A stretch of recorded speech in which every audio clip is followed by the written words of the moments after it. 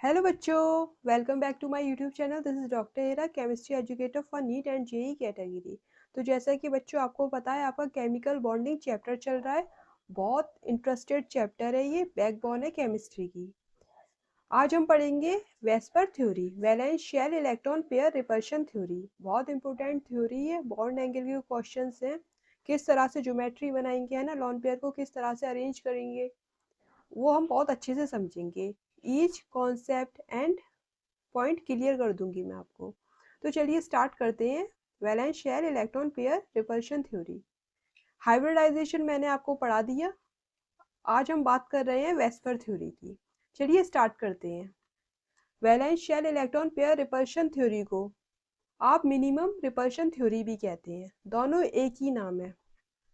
यहाँ पर देखिए, according to VSEPR theory hybrid orbitals arrange themself. होता क्या है, हाइब्रिड ऑर्बिटल्स का अरेंजमेंट होता है। हाइब्रिड ऑर्बिटल मैंने आपको हाइब्रिडाइजेशन में बताया था। हाइब्रिड ऑर्बिटल जो अरेंज होते हैं वो ऐसे अरेंज्ड होते हैं जिससे मिनिमम इलेक्ट्रॉन पेयर रिपल्शन हो स्पेस के अंदर, जिससे स्टेबल ज्योमेट्री आए मॉलिक्यूल की, तभी तो मॉलिक्यूल स्टेबल होगा। दिस हाइब्रिड ऑर्बिटल, एचओ क्या है, hybrid orbital arrangement, explain the geometry और बॉन्ड एंगल भी बताता है।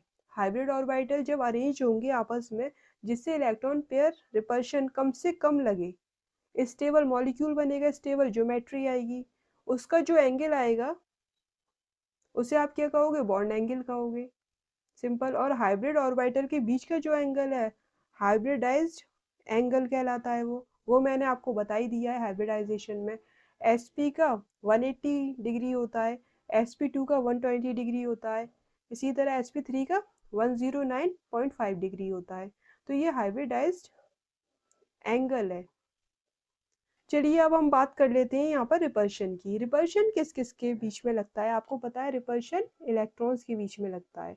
इलेक्ट्रॉन्स कहाँ होंगे, इलेक्ट्रॉन्स लॉन पेयर है। दो अनशेयर्ड इलेक्ट्रॉन को आप क्या कहते हो, एक लॉन पेयर।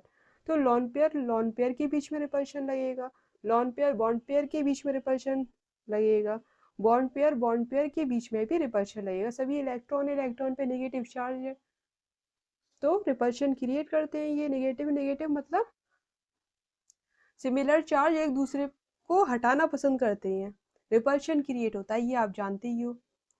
तो यहाँ पर सबसे ज्यादा जो रिपल्शन होता है, तो फर्स्ट केस में देखिए, जो केस फर्स्ट है ये, यहाँ पर लॉन पेयर का रिपल्शन सबसे ज्यादा होगा, फिर लॉन पेयर बॉन्ड पेयर का, फिर बॉन्ड पेयर का। इसको मैं आपको बहुत अच्छे से एक्सप्लेन करूंगी, आपको बहुत अच्छे से समझ में आएगा बलून कॉन्सेप्ट से। नेक्स्ट देखिए, केस सेकंड है ये भी हमें डिटेल में पढ़ना है। Double bond lone pair repulsion maximum होता है। डबल बॉन्ड होता है, डबल बॉन्ड ये रिपल्शन है। डबल बॉन्ड और एक इलेक्ट्रॉन है, सिंगल इलेक्ट्रॉन को आप क्या कहोगे, odd electron. Odd electron molecules की बात करूंगी, हाइब्रिडाइजेशन की बात करेंगे, शेप की बात करेंगे। ऑड इलेक्ट्रॉन मॉलिक्यूल्स कौन कौन से, उन सब की बात करेंगे, तब आपको बहुत अच्छे से समझ में आएगा ऑड इलेक्ट्रॉन कैसे होगा। तो यहाँ पर डबल बॉन्ड ऑड इलेक्ट्रॉन मतलब सिंगल इलेक्ट्रॉन के बीच में भी रिपल्शन होगा क्योंकि आपको पता है, मल्टीपल बॉन्ड हो या सिंगल बॉन्ड हो या एक इलेक्ट्रॉन हो, ये लॉन पेयर है, उसमें भी इलेक्ट्रॉन होता है, तो सेम चार्ज है, नेगेटिव नेगेटिव आपस में रिपल्शन क्रिएट करेंगे। क्लियर हो गया। तो चलिए पहले हम पढ़ेंगे केस वन, ये वाला। लॉन पेयर रिपल्शन सबसे ज्यादा होता है, मैक्सिमम होता है lawn pair bond pair repulsion से। फिर lawn pair bond pair repulsion किससे ज्यादा होता है, बॉन्ड पेयर रिपल्शन से। ये आपको याद रखना है, डायरेक्ट क्वेश्चन पूछा गया है, PYQ है, नीट में आया हुआ क्वेश्चन है, जेई और नीट में आया हुआ क्वेश्चन है, इसे आप याद रखोगे ऑर्डर रिपल्शन का। तो वेस्पर थ्योरी क्यों आई, ज्योमेट्री बता रही है कि स्टेबल ज्योमेट्री मॉलिक्यूल की कौन सी होगी, लॉन पेयर को कहाँ अरेंज करना है, बॉन्ड पेयर कहाँ रखनी है, उसके अकॉर्डिंग। अब देखिए यहाँ पर होता क्या है, आपको पता है ये ऑर्बिटल है, यहाँ पर ये न्यूक्लियस है, पॉजिटिव चार्ज क्या है, ये न्यूक्लियस है, ये न्यूक्लियस है, और ये पूरा क्या है, ऑर्बिटल है। इसके अंदर क्या है, लोन पेयर प्रेजेंट है, 1 2। अनशेयर्ड इलेक्ट्रॉन जो बॉन्ड नहीं बना रहे, 2 इलेक्ट्रॉन को आप क्या कहोगे, 2 अनशेयर्ड इलेक्ट्रॉन को एक लोन पेयर है, तो ये लोन पेयर प्रेजेंट है। इसी तरह यहाँ पर भी लोन पेयर प्रेजेंट है ऑर्बिटल के अंदर, ये पॉजिटिव चार्ज है मतलब न्यूक्लियस है। शेप समझ गए आप। अब यहाँ पर क्या हो रहा है, देखिए आपको पता है इलेक्ट्रॉन इलेक्ट्रॉन आपस में रिपल्शन क्रिएट करते हैं, और न्यूक्लियस पर पॉजिटिव चार्ज होता है प्रोटॉन की वजह से, वो क्या करेंगे, पॉजिटिव नेगेटिव को, इलेक्ट्रॉन पर नेगेटिव चार्ज होता है, अट्रैक्शन क्रिएट होगा। तो ये क्या कर रहा है, ये पॉजिटिव चार्ज इन दोनों इलेक्ट्रॉन को अपनी तरफ खींच रहा है, खींचेगा, और ये दोनों इलेक्ट्रॉन, ये जो दोनों इलेक्ट्रॉन है ये एक दूसरे को रिपेल करेंगे, दूर भागेंगे एक दूसरे से। इसी तरह यहाँ पर वर्क होगा, ये पॉजिटिव न्यूक्लियस क्या करेगा, लोन पेयर को अपनी तरफ खींचेगा, अट्रैक्शन क्रिएट हो रहा है, और इन दोनों इलेक्ट्रॉन में, लोन पेयर में आपस में रिपल्शन क्रिएट हो रहा है इन दोनों इलेक्ट्रॉन्स में। अब ये इलेक्ट्रॉन और ये वाला इलेक्ट्रॉन पास पास नहीं आ गए, तो यहाँ पर ये जो गैप है ये वाला, ये कम है, पास पास आएंगे आपस में। दोनों इलेक्ट्रॉन है, एक लोन पेयर में 2 इलेक्ट्रॉन है, ये इसको धक्का दे रहा है, ये इसको धक्का दे रहा है, तो ये दूर जा रहे हैं। इसी तरह दूसरा वाला 2 इलेक्ट्रॉन है, ये दोनों एक दूसरे को धक्का दे रहे हैं, तो ये वाले इलेक्ट्रॉन और ये वाला इलेक्ट्रॉन पास आ रहा है, स्पेस कम आ रही है, यहाँ पर बीच में स्पेस कम है, जगह कम है, डिस्टेंस कम है, तो रिपल्शन मैक्सिमम लगता है, तो यहाँ पर रिपल्शन ज़्यादा लगेगा, इसलिए लोन पेयर का रिपल्शन ज़्यादा है। अब यहाँ पर देखिए हो क्या रहा है, हमने बलून कॉन्सेप्ट से इसे समझना है। देखो यहाँ पर ये वाला जो बलून है ये नॉर्मल फूला हुआ है, आपने क्या किया, इसको फुला दिया, ऑर्बिटल, इसके अंदर क्या प्रेजेंट है, लोन पेयर प्रेजेंट है। ये देखिए यहाँ पर ये लोन पेयर प्रेजेंट है, यहाँ पर ये जो है ये न्यूक्लियस हमने एज्यूम कर लिए, यहाँ पर न्यूक्लियस। अब न्यूक्लियस पर पॉजिटिव चार्ज है, ये इलेक्ट्रॉन को अपनी तरफ अट्रैक्ट करेगा, अपनी तरफ खींचेगा, और ये दोनों इलेक्ट्रॉन एक दूसरे को रिपेल करेंगे, दूर भागेंगे, तो ये एक्सपेंड हो रहा है ना। अब यहाँ पर देखिए जब बॉन्ड पेयर होता है, बॉन्ड पेयर, तो वहां पर क्या होता है, सपोज H और H के बीच में बॉन्ड है, तो एक हाइड्रोजन का न्यूक्लियस होगा और एक इस हाइड्रोजन एटम का न्यूक्लियस होगा, 2 हाइड्रोजन एटम है ना, दोनों का अपना अपना न्यूक्लियस होगा। यहाँ पर क्या था, सिर्फ एक ही न्यूक्लियस था, जैसे यहाँ पर ये नाइट्रोजन है, यहाँ पर ये लोन पेयर है, राइट। अब यहाँ पर ये क्या है, ऑर्बिटल के अंदर लोन पेयर प्रेजेंट है, यहाँ पर एक नाइट्रोजन सेंट्रल एटम है, तो उसका ही तो न्यूक्लियस है, यहाँ पर इधर कोई न्यूक्लियस है नहीं, अमोनिया में ऊपर की तरफ कोई न्यूक्लियस है नहीं, तो यहाँ पर ये शेप आ रही है। अब यहाँ पर देखिए ये बॉन्ड पेयर है, ये क्या है, बॉन्ड पेयर, और ये लोन पेयर था। क्लियर हो रहा है कॉन्सेप्ट। अब यहाँ पर भी न्यूक्लियस होगा, यहाँ पर भी न्यूक्लियस होगा, तो यहाँ पर देखिए ये हम क्या कर रहे हैं, बैलून को स्ट्रेच कर रहे हैं, खींच दिए पकड़ के। जब बलून आता है तो आप उसे फुलाते हो, तो पहले क्या करते हैं, उसको खींचते हैं, फिर बाद में उसको उसमें फूंक मारते हैं, किसी भी तरह से आप फुला रहे हो, मुंह से या किसी और चीज से। तो यहाँ पर देखिए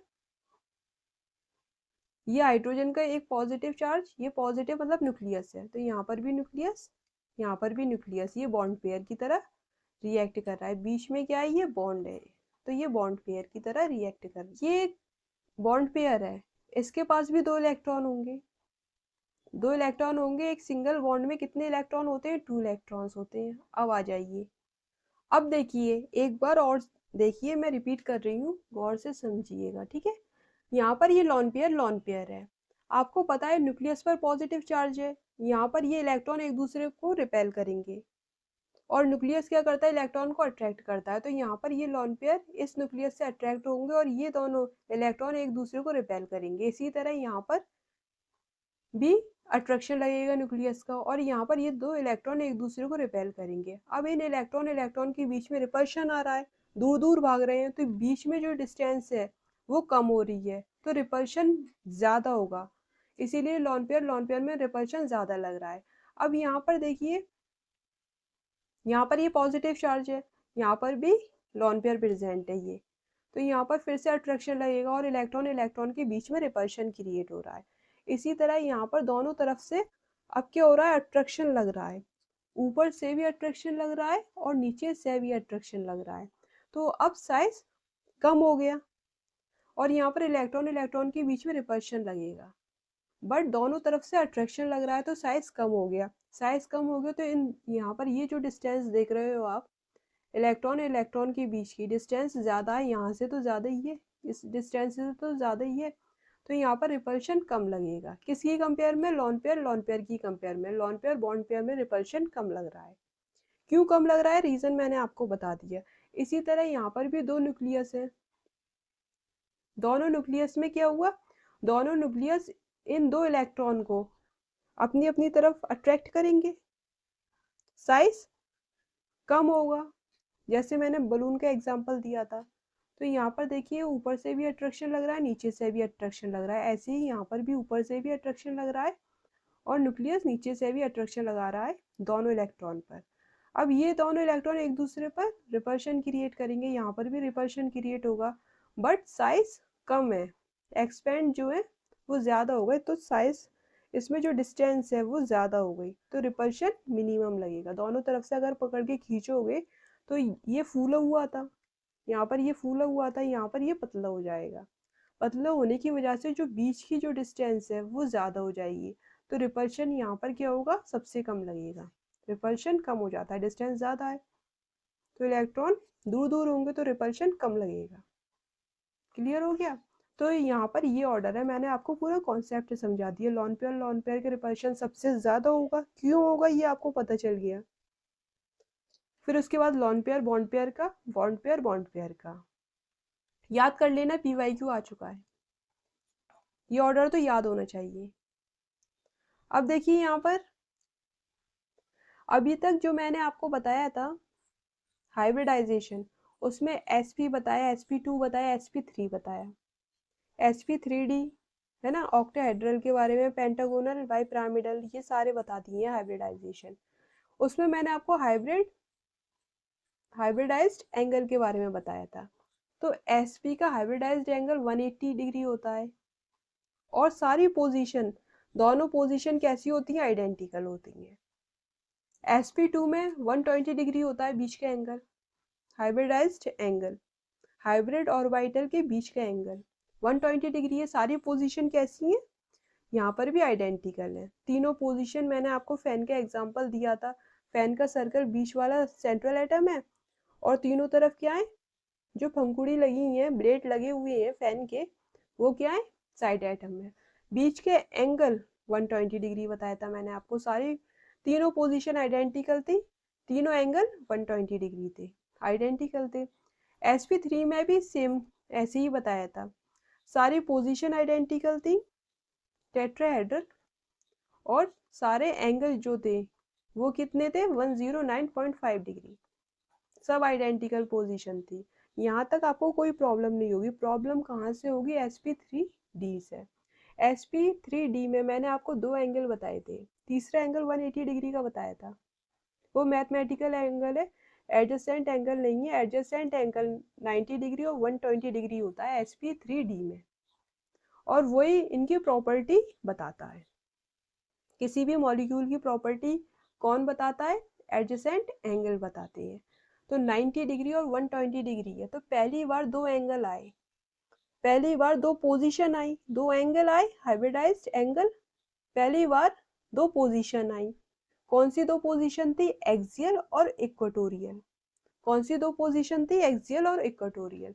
यहाँ पर देखिए TBP, तो यहाँ पर जो ज्योमेट्री आएगी sp3d में क्या आएगी, ट्राइगोनल बाइपिरामिडल। इसमें दो पोजीशन मिलेंगी आपको, ये एक्सियल है और ये इक्वेटोरियल पोजीशन है। तो प्रॉब्लम यहाँ से ही स्टार्ट होगी, कहाँ से, sp3d से। हम ये आपको बता क्यों रहे हैं, मैंने आपको बताया पीछे, देखिए पीछे मैंने आपको बताया लॉन पेयर रिपल्शन मैक्सिमम होता है, सबसे ज्यादा लॉन पेयर रिपल्शन है, लॉन पेयर बॉन्ड पेयर से या बॉन्ड पेयर से। अब मैं आपको ये बता रही हूँ कि जब रिपल्शन ज़्यादा है तो हम ऐसी ज्योमेट्री बनाएंगे जिसमें मिनिमम रिपल्शन क्रिएट हो, राइट। तो वेस्पर वालों ने क्या किया, valence shell electron pair repulsion theory आई, तो वेस्पर वालों ने ये कहा कि जिसमें रिपल्शन ज्यादा होगा उसको हम ऐसी जगह रखेंगे, ज्योमेट्री ऐसी सेट करेंगे किसी भी मॉलिक्यूल की जहां पर लॉन पेयर को ऐसी पोजीशन पे रखेंगे जहां पर रिपल्शन मिनिमम हो, जिससे हमारा ज्योमेट्री जो है वो स्टेबल हो, मॉलिक्यूल स्टेबल बने, राइट। अब यहाँ पर देखिए लॉन पेयर रिपल्शन मैक्सिमम है lawn pair bond pair repulsion से, तो सबसे पहले आप प्रायोरिटी किसको दोगे, लॉन पेयर को। लॉन पेयर को ही प्रायोरिटी क्यों दोगे, क्योंकि ये स्ट्रॉन्ग रिपल्शन क्रिएट कर रहा है, ताकतवर वाले को ही तो प्रायोरिटी दोगे। इसकी अगर यहाँ पर लॉन पेयर को अगर आप कमजोर कर दो, सपोज अगर कोई लड़ाई हो रही है तो लड़ाई में अगर जो पावरफुल है उसको अगर आप हरा दोगे तो सब भाग जाएंगे, राइट, ऐसे ही तो होता है। तो यहाँ पर लॉन पेयर पावरफुल है, अगर आप इसको हरा दोगे, इसके रिपल्शन को कम कर दोगे, तो ज्योमेट्री स्टेबल बन जाएगी। तो हमें लॉन पेयर पर फोकस करना है, लॉन पेयर को आपको ऐसी जगह पे रखना है जहाँ पर रिपल्शन मिनिमम लगे, इसलिए ये क्या है, मिनिमम रिपल्शन थ्योरी है। तो वेस्पर वालों ने ये कहा कि लॉन पेयर का रिपल्शन मैक्सिमम है, तो हमें ज्योमेट्री किसी भी मॉलिक्यूल की बनाते वक्त ऐसी जगह लॉन पेयर रखना है जहाँ पर रिपल्शन कम से कम लग पाए, लॉन पेयर का या लॉन पेयर का बॉन्ड पेयर के साथ। तो लॉन पेयर को इन्होंने प्रायोरिटी दी, ठीक बात है। अब यहाँ पर कोई प्रॉब्लम नहीं थी, सारी पोजीशन sp sp2 sp3 में आइडेंटिकल थी। प्रॉब्लम यहाँ से स्टार्ट होगी sp3d में, लॉन पेयर कहाँ रखे, एक्सियल पे रखे या फिर इक्वेटोरियल पे।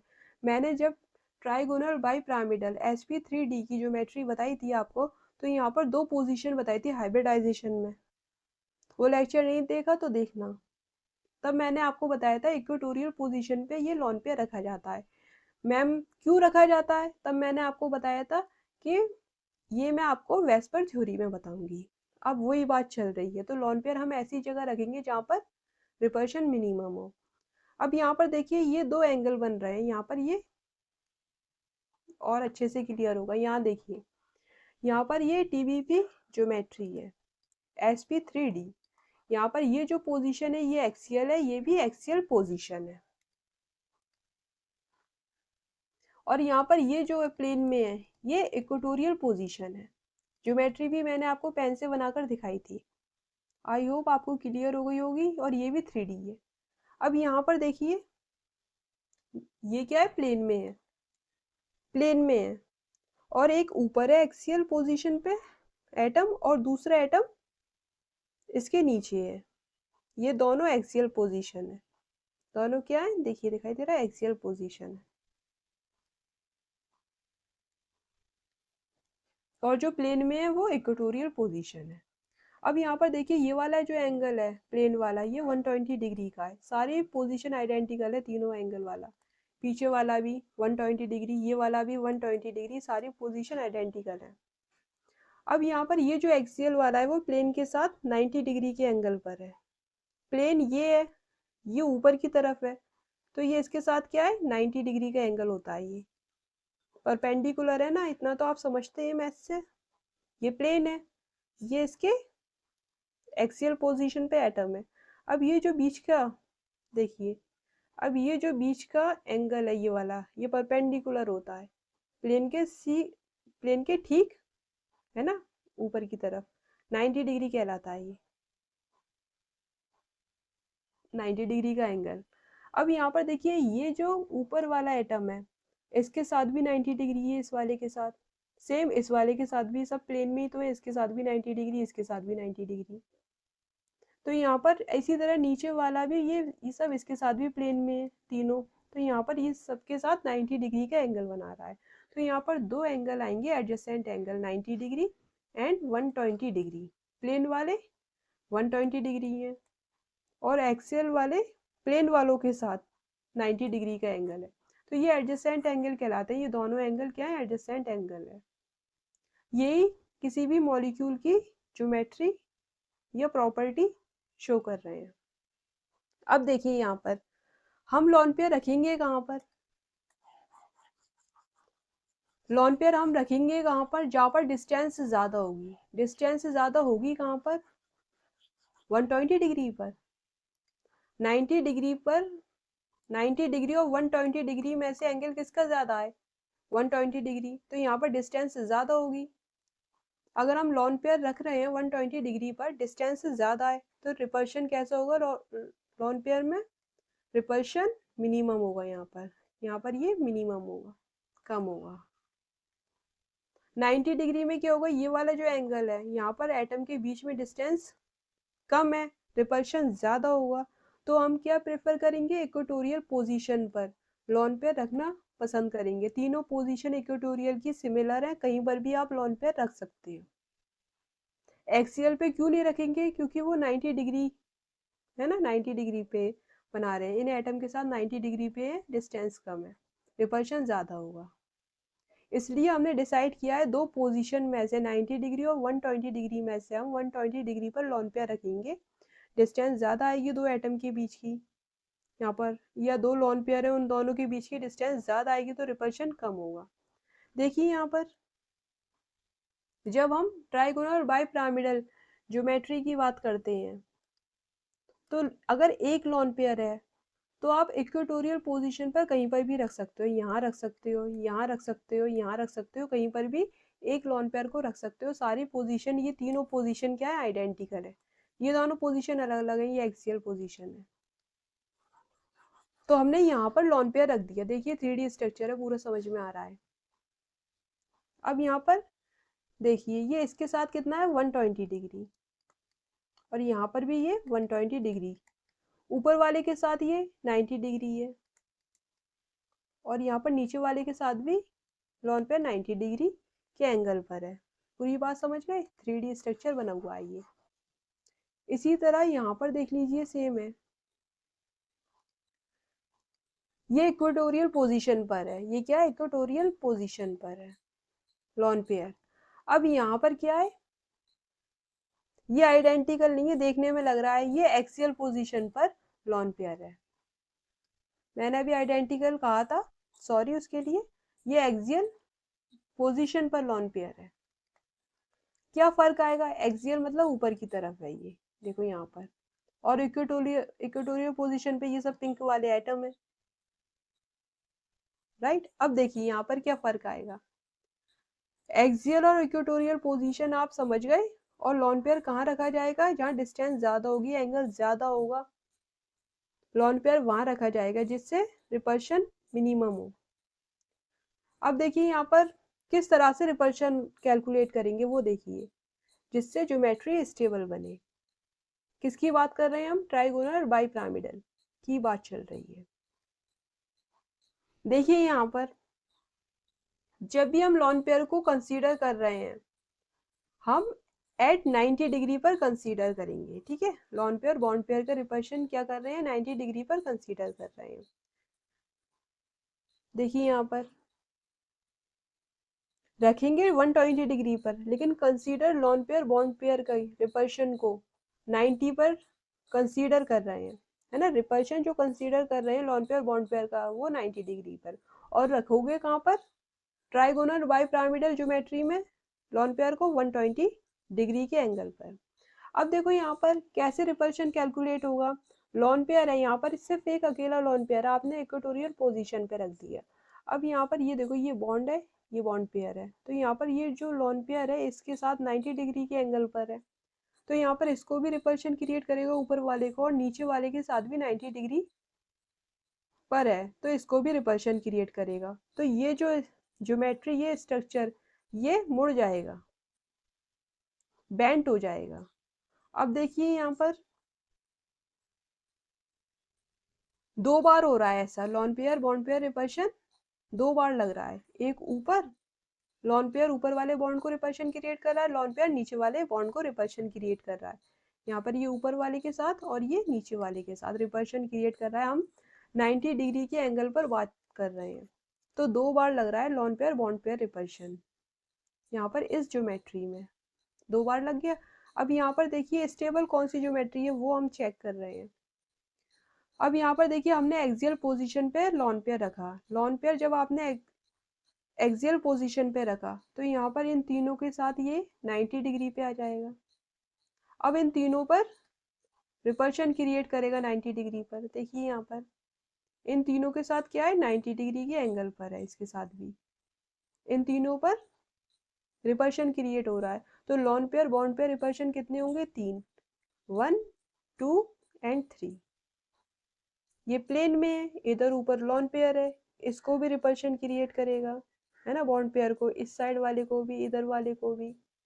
तो यहाँ पर 90 डिग्री पर है, 3 lawn pair bond pair repulsion create होंगे, 3। तो यहाँ पर सबसे कम कहाँ पर हो रहे हैं, 2 पर।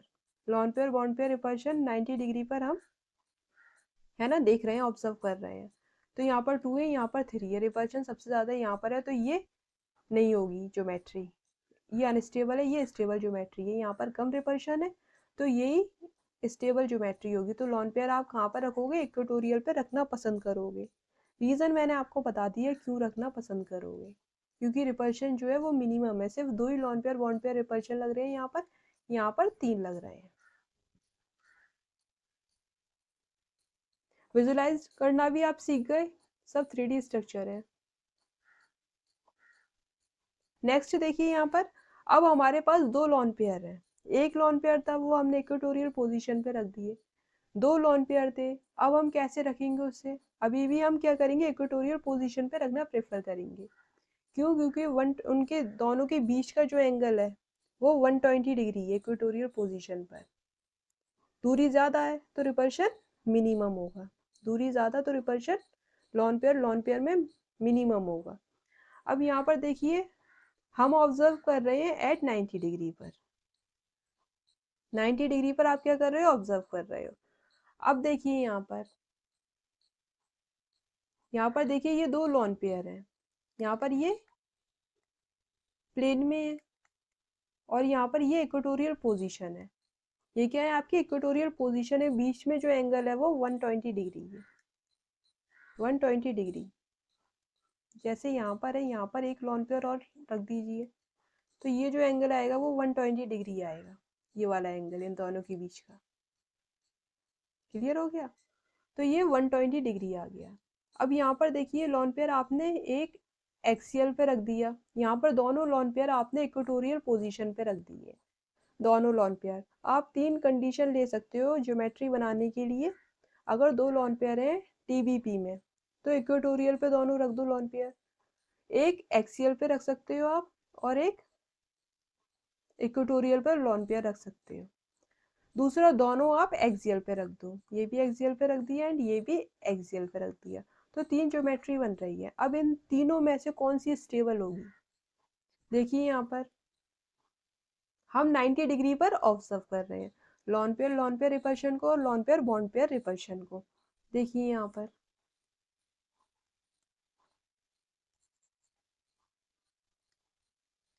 देखिए यहाँ पर लॉन पेयर रिपल्शन 0 है। लॉन पेयर रिपल्शन 0 क्यों है, क्योंकि ये एंगल 120 डिग्री है, ये एंगल क्या है 120 डिग्री, और हम ऑब्जर्व किस पे कर रहे हैं, 90 डिग्री पर। 90 डिग्री पर ऑब्जर्व करना है, 90 डिग्री पर कोई भी लॉन पेयर नहीं रखा, ये वाला जो लॉन पेयर रखा हुआ है प्लेन में, ये 120 डिग्री के एंगल पर रखा है, हम ऑब्जर्व कर रहे हैं 90 डिग्री पर। तो लॉन पेयर रिपल्शन कितने हुए, 0 हो गए, एक भी नहीं है। Lawn pair bond pair repulsion 4 है। Lawn pair bond pair repulsion कैसे, ये लॉन पेयर इस बॉन्ड को रिपल्शन क्रिएट कर रहा है और ये लॉन पेयर इसको भी तो रिपल्शन क्रिएट करेगा। देखो यहाँ पर सिंगल लॉन पेयर से बता रही हूँ मैं आपको, ये लॉन पेयर इससे 90 डिग्री के एंगल पर है तो इससे भी तो 90 डिग्री के एंगल पर है, दोनों को रिपल्शन क्रिएट कर रहा है। ठीक है, अगर दूसरा लॉन पेयर होगा यहाँ पर, ये भी तो 90 डिग्री के एंगल पर है दोनों के साथ, तो ये भी तो रिपल्शन क्रिएट करेगा ऊपर और नीचे। तो यहाँ पर दोनों लॉन पेयर जो है वो 4 रिपल्शन क्रिएट कर रहे हैं, लॉन पेयर बॉन्ड पेयर दोनों 2-2 कर रहे हैं ऊपर और नीचे। अब यहाँ पर देखिए लॉन पेयर रिपल्शन कितने हैं, यहाँ पर 1 है, ये दोनों एक दूसरे के साथ 90 डिग्री के एंगल पर है, ये दोनों एक दूसरे के साथ क्या है, 90 डिग्री के एंगल पर है। देखो यहाँ पर ये एक ऊपर है लॉन पेयर, एक इधर है ये वाला, तो यहाँ पर ये एक दूसरे के साथ 90 डिग्री के एंगल पर है, तो एक लॉन पेयर रिपल्शन है और कहीं नहीं लगेगा।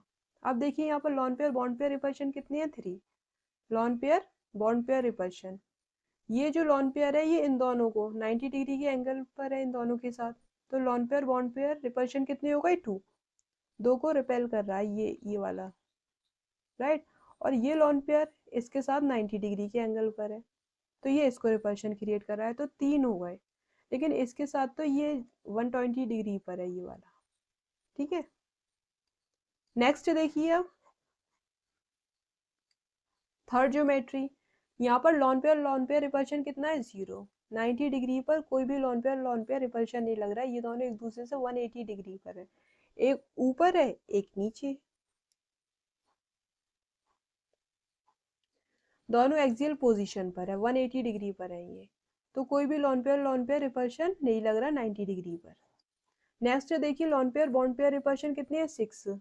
देखिए ये लॉन पेयर इन 3 के साथ प्लेन में जो एटम होंगे बॉन्ड पेयर, ये बॉन्ड बना रहे हैं ना, बॉन्ड पेयर के साथ 3 बार रिपल्शन क्रिएट कर रहा है लॉन पेयर बॉन्ड पेयर।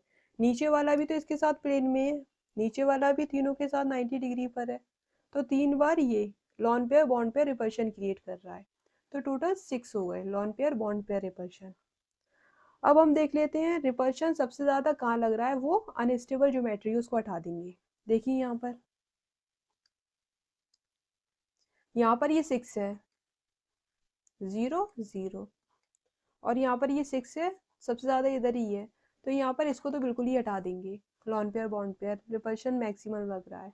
अब यहाँ पर देखिए ये भी 4 है, 1 और 3 ये भी 4 है, टोटल 4, ये 4, यहाँ पर ये 6 था तो इसको हटा दिया, रिपल्शन सबसे ज्यादा इधर ही लग रहा था। अब ये भी 4 है ये भी 4 है, टोटल लॉन पेयर और lawn pair bond pair repulsion को ऐड करके। अब यहाँ पर देखिए हम कैसे कंपेयर कर रहे हैं, lawn pair bond pair repulsion कितने हुए 3, lawn pair bond pair repulsion 4 है, यहाँ पर भी हम 3 एज्यूम कर रहे हैं, एक लॉन पेयर रिपल्शन बचा और यहाँ पर एक lawn pair bond pair repulsion बचा। लॉन पेयर रिपल्शन ज्यादा होता है किससे, lawn pair bond pair repulsion से, तो ये वाला हटा दिया, रिपल्शन ज्यादा हो गया, तो अनस्टेबल ज्योमेट्री है। ये बचा है ये स्टेबल ज्योमेट्री है। तो आप समझ गए क्यों लॉन पेयर हमने इक्वेटोरियल पोजीशन पर रखा है, जरूरत क्या पड़ी। मैंने प्रूव भी कर दी है, 90 डिग्री के एंगल पर लॉन पेयर रिपल्शन और lawn pair bond pair repulsion सबसे कम इसी ज्योमेट्री में आ रहा है, जब हमने दोनों लॉन पेयर को इक्वेटोरियल पोजीशन पर रखा, तो ये स्टेबल ज्योमेट्री है। ClF3 इसका एग्जांपल मैंने आपको बताया था, और ये लॉन पेयर बॉन्ड पेयर है ना, तो यहाँ पर ये बेंट हो जाएगी है ना, ये थोड़ा मुड़ जाएगा, यहाँ पर एंगल छोटा हो जाएगा ये वाला, क्योंकि लॉन पेयर इस बॉन्ड पेयर को रिपल्शन कर रहा है, तो ये मुड़ जाएगा, तो bent T shaped stable geometry है। तो यहाँ पर आपको क्लियर हो गया क्यों ऐसा हो रहा है, ईच एंड एवरी पॉइंट मैंने आपका क्लियर कर दिया। स्टेबल ज्योमेट्री ये वाली है, ये दोनों नहीं बनानी है आपको। लॉन पेयर जब भी मिलेगा TBB में सबसे पहले आप इक्वेटोरियल पोजीशन पे रखोगे, ज्योमेट्री स्टेबल बनेगी।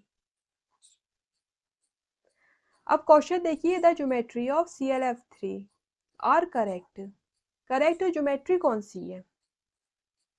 यहाँ पर 6 मैंने आपको ज्योमेट्री बनाकर दिखाई है, आपको चेक करना है कि कौन सी आपकी स्टेबल ज्योमेट्री है। देखिए मैंने आपको बताया था लॉन पेयर अगर 2 हैं तो आप इक्वेटोरियल पोजीशन पे रखोगे।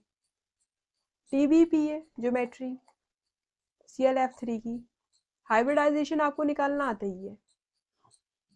ClF3 का हाइब्रिडाइजेशन जब आप निकालोगे कैसे सॉल्व करोगे इस क्वेश्चन को, पहले आपको चेक करना है ये TBP है या नहीं है। ClF3 की आपने ज्योमेट्री निकाली, क्लोरीन का वैलेंस इलेक्ट्रॉन कितने होते हैं क्लोरीन के पास, 7, 1 2 3 4 5 6 7, फ्लोरीन 3 है, बॉन्ड बना लिए sigma bond, total hybrid orbital निकालना है।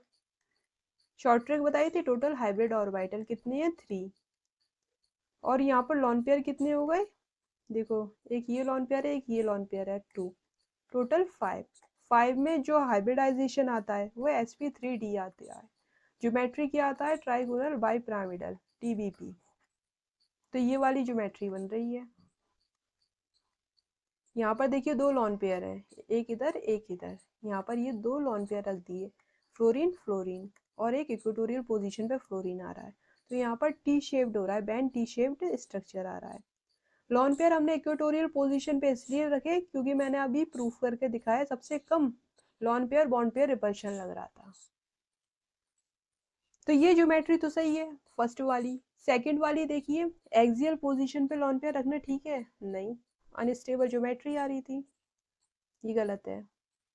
यहाँ देखिए दोनों एक्सियल पोजीशन पर लॉन पेयर रख दिए, तो यहाँ पर 3 lawn pair bond pair repulsion आएगा। सबसे ज्यादा जो अनस्टेबल ज्योमेट्री थी वो यही वाली थी, ये भी नहीं होगा। फोर्थ देखिए, यहाँ पर इक्वेटोरियल पोजीशन पे लॉन पेयर रखा है। ये तीनों पोजीशन जो है वो आइडेंटिकल होती हैं, कहीं पर भी आप लॉन पेयर रख सकते हो। तीनों के बीच का जो एंगल है वो 120 डिग्री है। यहाँ पर देखिए ये जो एंगल है वो 120 डिग्री है तीनों के बीच का, ये पीछे से आया है, तीनों प्लेन में है। तीनों के बीच का एंगल कितना है? 120 डिग्री। तीनों पोजीशन आइडेंटिकल है। ये नहीं सोचना कि मैम पीछे रख दिया आगे रख दिया ये इधर रख दिया, प्लेन में सब 120 डिग्री के एंगल पर है। तीनों पोजीशन आइडेंटिकल है, कहीं पर भी रख सकते हो। फोर्थ वाला भी ठीक है, ठीक है, ये एक्सियल पोजीशन है।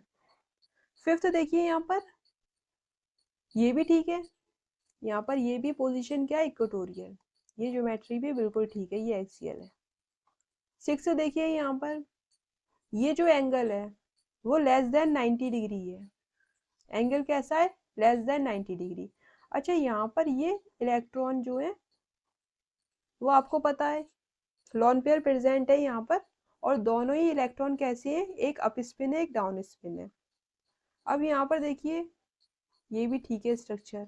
अगर सपोज ऐसे इलेक्ट्रॉन होते तो पाउली एक ऑर्बिटल में 2 इलेक्ट्रॉन कभी भी सेम स्पिन के नहीं रह सकते, एक अप स्पिन होगा एक डाउन। एक अगर आप ऐसे बनाओगे तो दूसरे कैसे बनाओगे? नीचे की तरफ डाउन स्पिन। तो पाउली रूल को ये फॉलो नहीं करेगा। पाउली साइंटिस्ट ने बताया था कि एक ऑर्बिटल में आप मिनिमम 2 इलेक्ट्रॉन रखोगे, और 2 इलेक्ट्रॉन जो है वो सेम स्पिन के नहीं होना चाहिए, रिपल्शन मैक्सिमम होता है, अपोजिट स्पिन के होते हैं। तो यहाँ पर ये सही है। और यहाँ पर ये जो एंगल है वो कैसा है? लेस देन 90 डिग्री, क्योंकि यहाँ पर ये रिपल्शन क्रिएट कर रहे हैं। ये क्या कर रहे हैं? इसको ये भी रिपल्शन कर रहा है, ये भी, दो तरफ lawn pair bond pair repulsion हो रहा है, इक्वेटोरियल पोजीशन पर है। तो यहाँ पर ये भी ठीक है, 6 वाला। तो यहाँ पर आपका करेक्ट आंसर जो आ रहा है वो आंसर क्या आ रहा है? आंसर है यहाँ पर 1 4। एक्सियल पोजीशन पे हम लॉन पेयर रखेंगे नहीं, रिपल्शन मैक्सिमम आता है। 5 एंड 6 करेक्ट स्ट्रक्चर है, ये आंसर है। क्लियर हो गया? एक एक पॉइंट बता दिया है। कोई भी क्वेश्चन आपसे पूछ लेगा किसी भी टाइप का ज्योमेट्री को लेकर, आप बता दोगे, आप कोई कंफ्यूजन नहीं होना चाहिए। बहुत मेहनत से मैं आपको पढ़ा रही हूँ, ईच पॉइंट है ना, बिल्कुल कॉन्सेप्ट क्लियर करा रही हूँ आपको, सिर्फ फॉलो करना है मुझे।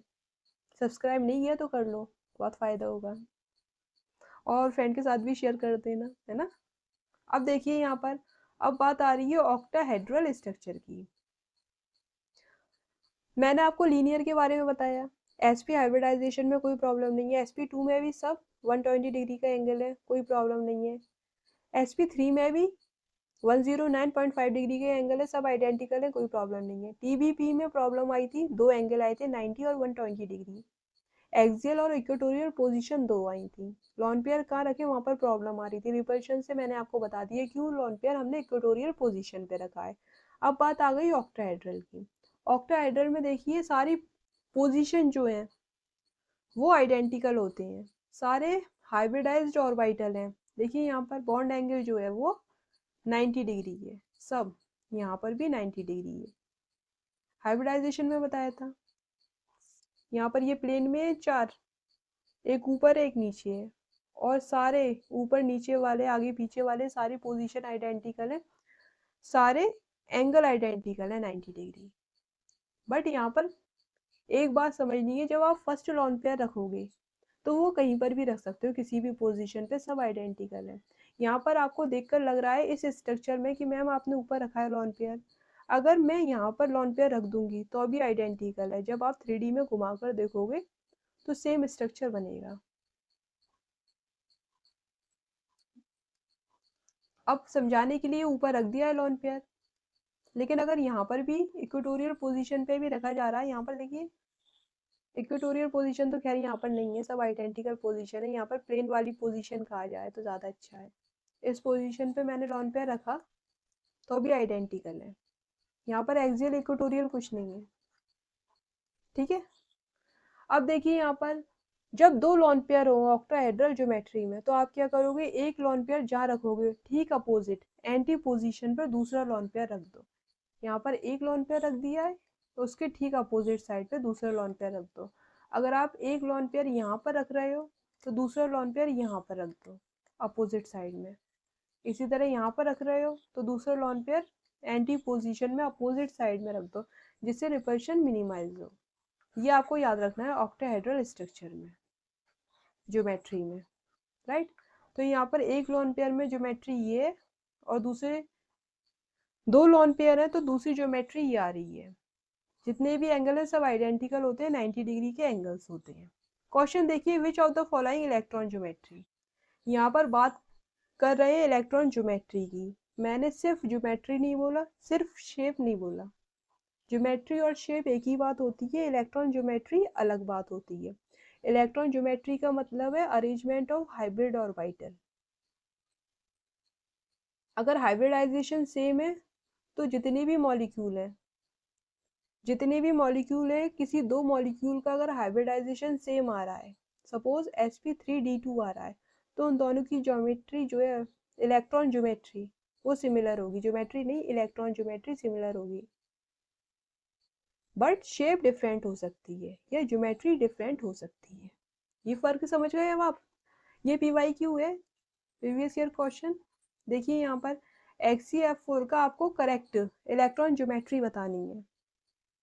इलेक्ट्रॉन ज्योमेट्री मतलब अरेंजमेंट ऑफ हाइब्रिड ऑर्बिटल, मतलब हाइब्रिडाइज्ड एंगल उसमें होता है ना, वही बताना है आपको, अरेंजमेंट ऑफ हाइब्रिड ऑर्बिटल। देखिए यहाँ पर फर्स्ट है स्क्वायर प्लेनर, सेकेंड ऑप्शन में लिखा हुआ है टेट्राहेड्रल, थर्ड है ऑक्टाहेड्रल एंड फोर्थ है स्क्वायर पिरामिडल। हाइब्रिडाइजेशन चेक करना है XCF4 का, क्या निकल कर आएगा, sp3d2। ट्रिक से आप हाइब्रिडाइजेशन निकाल लोगे, मैंने आपको सिखाया है। तो दो लोन पेयर आएंगे और 4 सिग्मा बॉन्ड आएंगे, टोटल 6 हो जाएंगे XCF4 में। ठीक है, ज्योमेट्री क्या आएगी, ऑक्टाहेड्रल। ज्योमेट्री क्या है इसकी, ऑक्टाहेड्रल। तो यहाँ पर हाइब्रिडाइजेशन sp3d2 आएगा। देखिए यहाँ पर XCF4 है, Xe वैलेंस इलेक्ट्रॉन कितने हैं Xe के पास, 8। नोबेल गैस के पास 8 वैलेंस इलेक्ट्रॉन होते हैं, 4 फ्लोरीन है, ऐड हो गए 4 फ्लोरीन। ट्रिक से बताया था मैंने, HF मैजिक से। ठीक है, समझ गए होगे अभी तक। ये दो लॉन पेयर है, टोटल कितने हो गए, 4 सिग्मा बॉन्ड है, 2 लॉन पेयर है, 4 + 2, टोटल हाइब्रिड ऑर्बिटल्स हैं ये 6 आएगा। 6 पर हाइब्रिडाइजेशन क्या आता है, sp3d2, एक s 3 p 2 d, 6 हो गए sp3d2। ज्योमेट्री आएगी इलेक्ट्रॉन ज्योमेट्री, ऑक्टाहेड्रल। ज्योमेट्री नहीं, इलेक्ट्रॉन ज्योमेट्री, ऑक्टाहेड्रल। ये क्या है, इलेक्ट्रॉन ज्योमेट्री।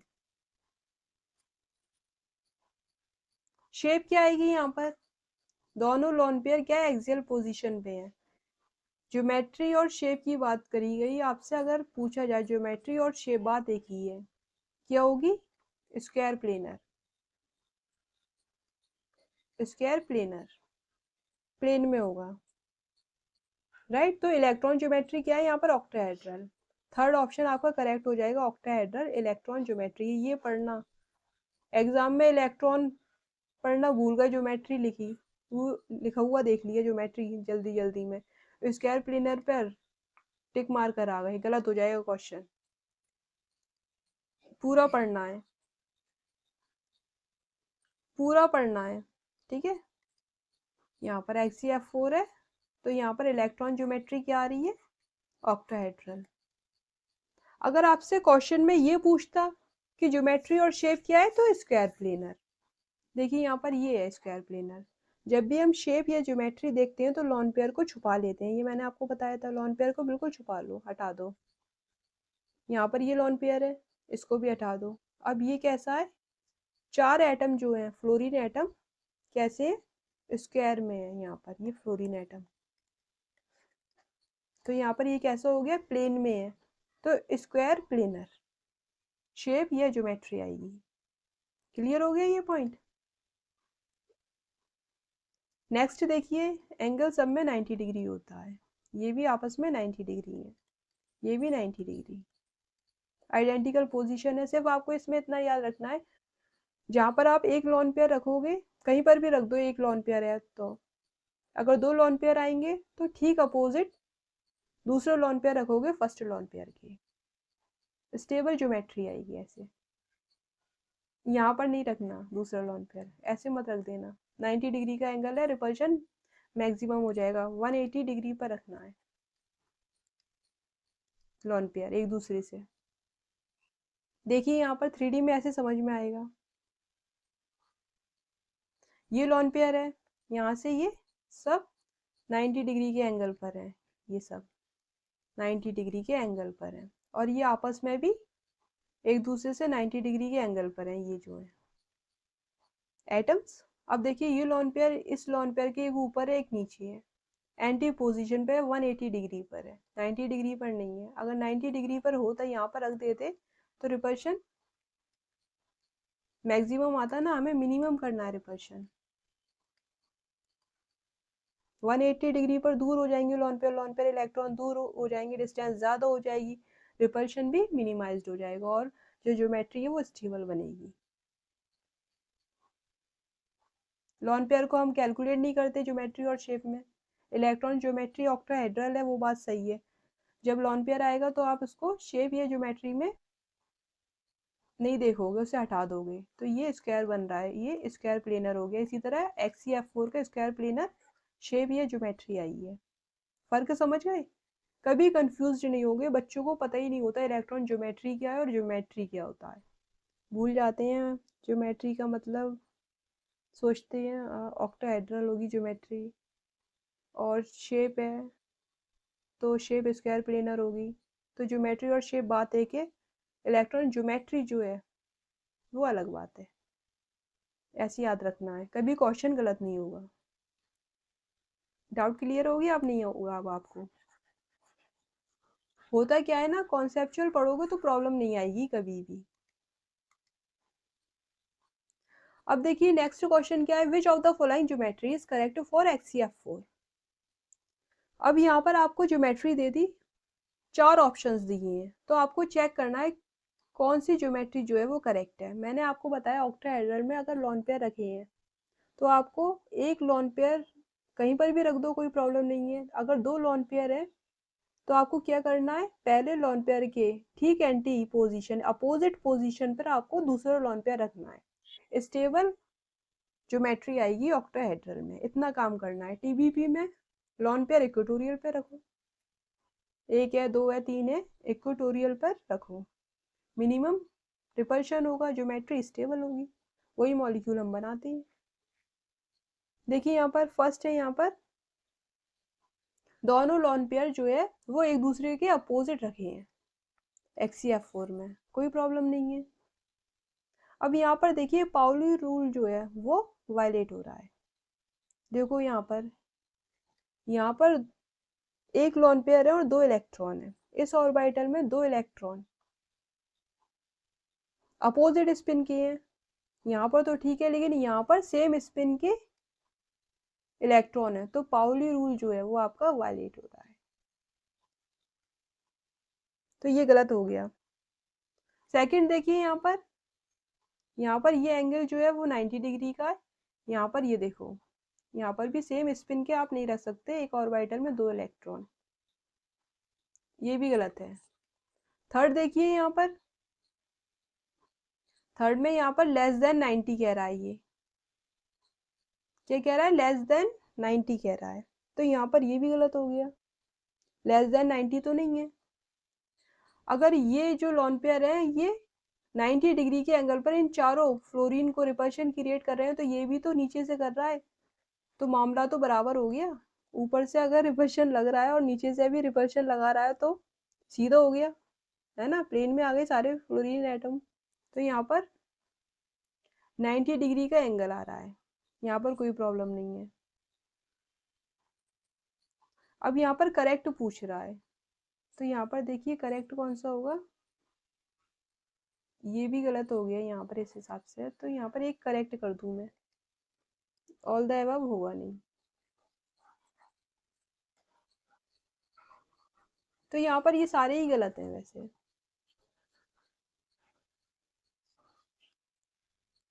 अब देखिए यहाँ पर एक सही कर देते हैं, ये वाला। अब ये ठीक है, ऑप्शन 2 आपका करेक्ट हो गया। अब ये गलत है क्योंकि यहाँ पर सेम स्पिन के एक ऑर्बिटल में 2 इलेक्ट्रॉन नहीं रह सकते। यहाँ पर देखिए, यहाँ पर ये लेस देन 90 डिग्री होगा नहीं, क्योंकि रिपल्शन दोनों तरफ से लग रहा है। Lawn pair bond pair repulsion जो है ये चारों एटम को लगा रहा है, तो नीचे वाला भी तो इन चारों एटम को रिपल्शन लगा रहा है, और बीच में जो एंगल है 90 डिग्री का ही है, प्लेन में है, 90 डिग्री के एंगल पर ही मिलेंगे XeF4 आपको, लेस देन 90 नहीं होंगे। और यहाँ पर ये 90 डिग्री है, तो आपका एक ऑप्शन करेक्ट है, सेकंड वाला। ऑल द अबव होगा नहीं क्योंकि दो ऑप्शन आपके इनकरेक्ट है। क्लियर हो गया। चलिए अब नेक्स्ट देख लेते हैं। अभी तक मैंने आपको लॉन पेयर रिपल्शन के बारे में बताया, लॉन पेयर बॉन्ड पेयर के बारे में, और बॉन्ड पेयर रिपल्शन के बारे में बताया। अब हम बात करेंगे double bond lone pair repulsion की। दूसरे तरह का ये रिपल्शन है। लॉन पेयर अभी भी, है ना, ज्यादा रिपल्शन शो कर रहा है, तो मैक्सिमम प्रायोरिटी रख रहा है रिपल्शन की lone pair. Double bond lone pair repulsion ज्यादा होता है डबल बॉन्ड रिपल्शन से। डबल बॉन्ड रिपल्शन और ऑड इलेक्ट्रॉन रिपल्शन सबसे कम है इन तीनों रिपल्शन में से, ये आपको याद होना चाहिए, ये भी आप याद कर लेना। अब देखिए यहाँ पर मैं आपको ऑड इलेक्ट्रॉन रिपल्शन के बारे में समझाऊंगी। उससे पहले मैं आपको हाइब्रिडाइजेशन बता दूं ऑड इलेक्ट्रॉन मॉलिक्यूल्स में, क्योंकि आपको पता ही नहीं है ऑड इलेक्ट्रॉन मॉलिक्यूल्स कौन से हैं। ऑड इलेक्ट्रॉन का मतलब एक इलेक्ट्रॉन, है ना, ऑड नंबर में इलेक्ट्रॉन बचेगा, तो वो एक इलेक्ट्रॉन जो है वो ऑड इलेक्ट्रॉन है। तो अभी मैं आपको ऑड इलेक्ट्रॉन मॉलिक्यूल के बारे में बता रही हूँ, उनका हाइब्रिडाइजेशन समझाऊंगी, फिर हम आगे की बात करेंगे। यहाँ पर आपको बॉन्ड एंगल समझना होगा। रिपल्शन क्रिएट हो रहा है, लॉन पेयर का, लॉन पेयर बॉन्ड पेयर का, बॉन्ड पेयर है, ये डबल बॉन्ड लॉन पेयर का, ये डबल बॉन्ड ये डबल बॉन्ड ऑड इलेक्ट्रॉन है। और बॉन्ड पेयर का जैसे डबल बॉन्ड है सिंगल बॉन्ड के साथ किस तरह से रिपल्शन क्रिएट कर रहा है। बेसिकली है क्या, ये सब इलेक्ट्रॉन है। इलेक्ट्रॉन पर सेम चार्ज होता है, नेगेटिव नेगेटिव, सेम चार्ज एक दूसरे को रिपेल करते हैं, इसलिए यहाँ पर रिपल्शन आ रहा है ना, यही तो हो रहा है, सब में इलेक्ट्रॉन होंगे तो रिपल्शन क्रिएट हो रहा है।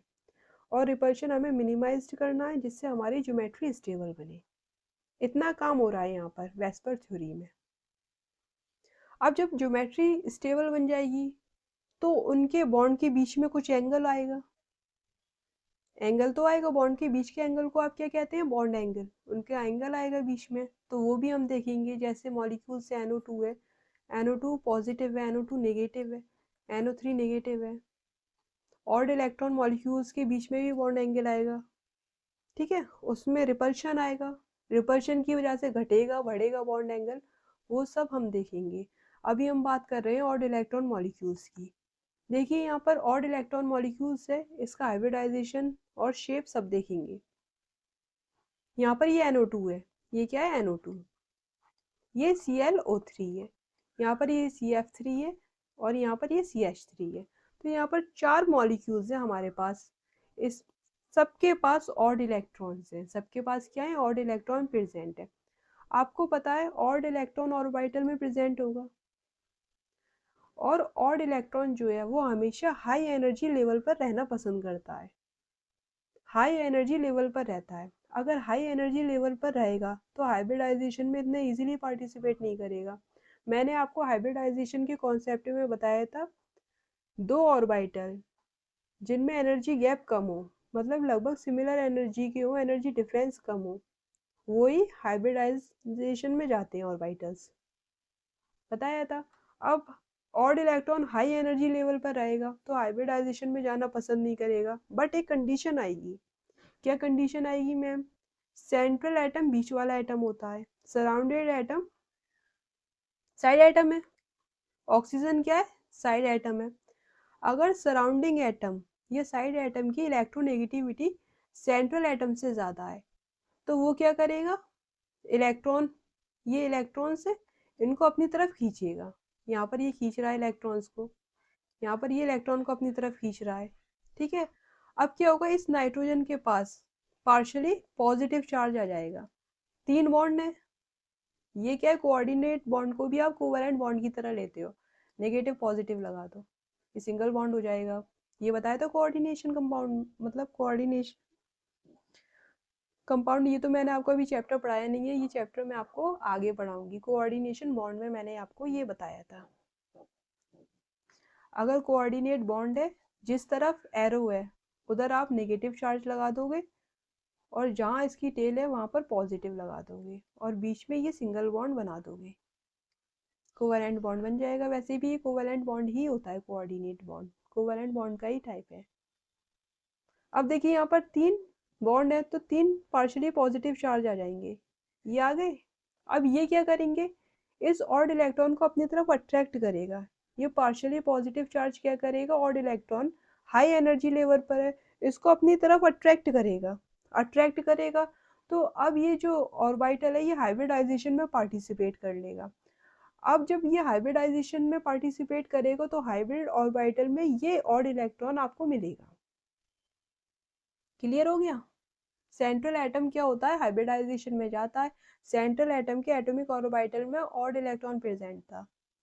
साइड एटम जब ज्यादा इलेक्ट्रोनेगेटिव होते हैं तो वो क्या करते हैं, सेंट्रल एटम पे पार्शियली पॉजिटिव चार्ज क्रिएट कर देते हैं, जिसकी वजह से ऑड इलेक्ट्रॉन पर अट्रैक्शन लगता है, वो हाई एनर्जी लेवल से लो एनर्जी लेवल पर आता है और हाइब्रिडाइजेशन में वो ऑर्बिटल चला जाता है। तो अब ये जो ऑड इलेक्ट्रॉन है ये कहाँ पर होगा, हाइब्रिड ऑर्बिटल में आ जाएगा, हाइब्रिडाइजेशन हो गया इसका। तो यहाँ पर साइड एटम कंडीशन ये, अगर साइड एटम की इलेक्ट्रोनेगेटिविटी सेंट्रल एटम से ज़्यादा है तभी ये ऑड इलेक्ट्रॉन हाइब्रिडाइजेशन में पार्टिसिपेट करेगा। ठीक है। अब देखिए यहाँ पर भी ये क्लोरीन है और ये ऑक्सीजन है। अभी भी क्या है, ऑक्सीजन की इलेक्ट्रोनेगेटिविटी ज़्यादा होती है क्लोरीन से। पीरियोडिक टेबल में मैंने आपको सब इलेक्ट्रोनेगेटिविटी का कॉन्सेप्ट बताया था। अब यहाँ पर देखिए ये क्या करेगा, इलेक्ट्रॉन को अपनी तरफ खींचेगा, यहाँ पर पार्शियली पॉजिटिव चार्ज आ जाएगा क्लोरीन के पास, सेंट्रल एटम है। अब ऑड इलेक्ट्रॉन जो है वो हायर एनर्जी लेवल पर था, पॉजिटिव चार्ज की वजह से क्लोरीन क्या करेगा, इसको अट्रैक्ट करेगा और हाइब्रिडाइजेशन में अब ये ऑड इलेक्ट्रॉन पार्टिसिपेट कर जाएगा। तो यहाँ पर ये अब हाइब्रिडाइजेशन में चला जाएगा और ये हाइब्रिड ऑर्बिटल में ये ऑड इलेक्ट्रॉन हाइब्रिडाइजेशन हो गया। यहाँ पर sp2 है, ये sp3 है। कैसे sp2 sp3 है वो देख लो आप, sp2 और sp3 कैसे है। देखिए यहाँ पर एक सिग्मा है, एक पाई है, ये कोवैलेंट बॉन्ड है। कोऑर्डिनेट बॉन्ड अकेला होता है तो सिग्मा बॉन्ड है। एक ऑड इलेक्ट्रॉन की वजह से ये हाइब्रिडाइजेशन में चला गया तो यहाँ पर टोटल कितने हो गए, 2 सिग्मा एक odd electron. Total hybrid orbital में अगर ऑड इलेक्ट्रॉन होगा तो आप उसको ऐड करोगे, पाई बॉन्ड को कभी ऐड नहीं करते, तो टोटल 3 हो गए। तो sp2 यहाँ पर ये सिग्मा सिग्मा सिग्मा एक एक होगा, ये दोनों तो पाई पाई है ना, ये वाले ये सब पाई है और यहाँ पर ये ऑड इलेक्ट्रॉन, तो टोटल 3 सिग्मा बॉन्ड और एक ऑड इलेक्ट्रॉन, तो sp3 हाइब्रिडाइजेशन।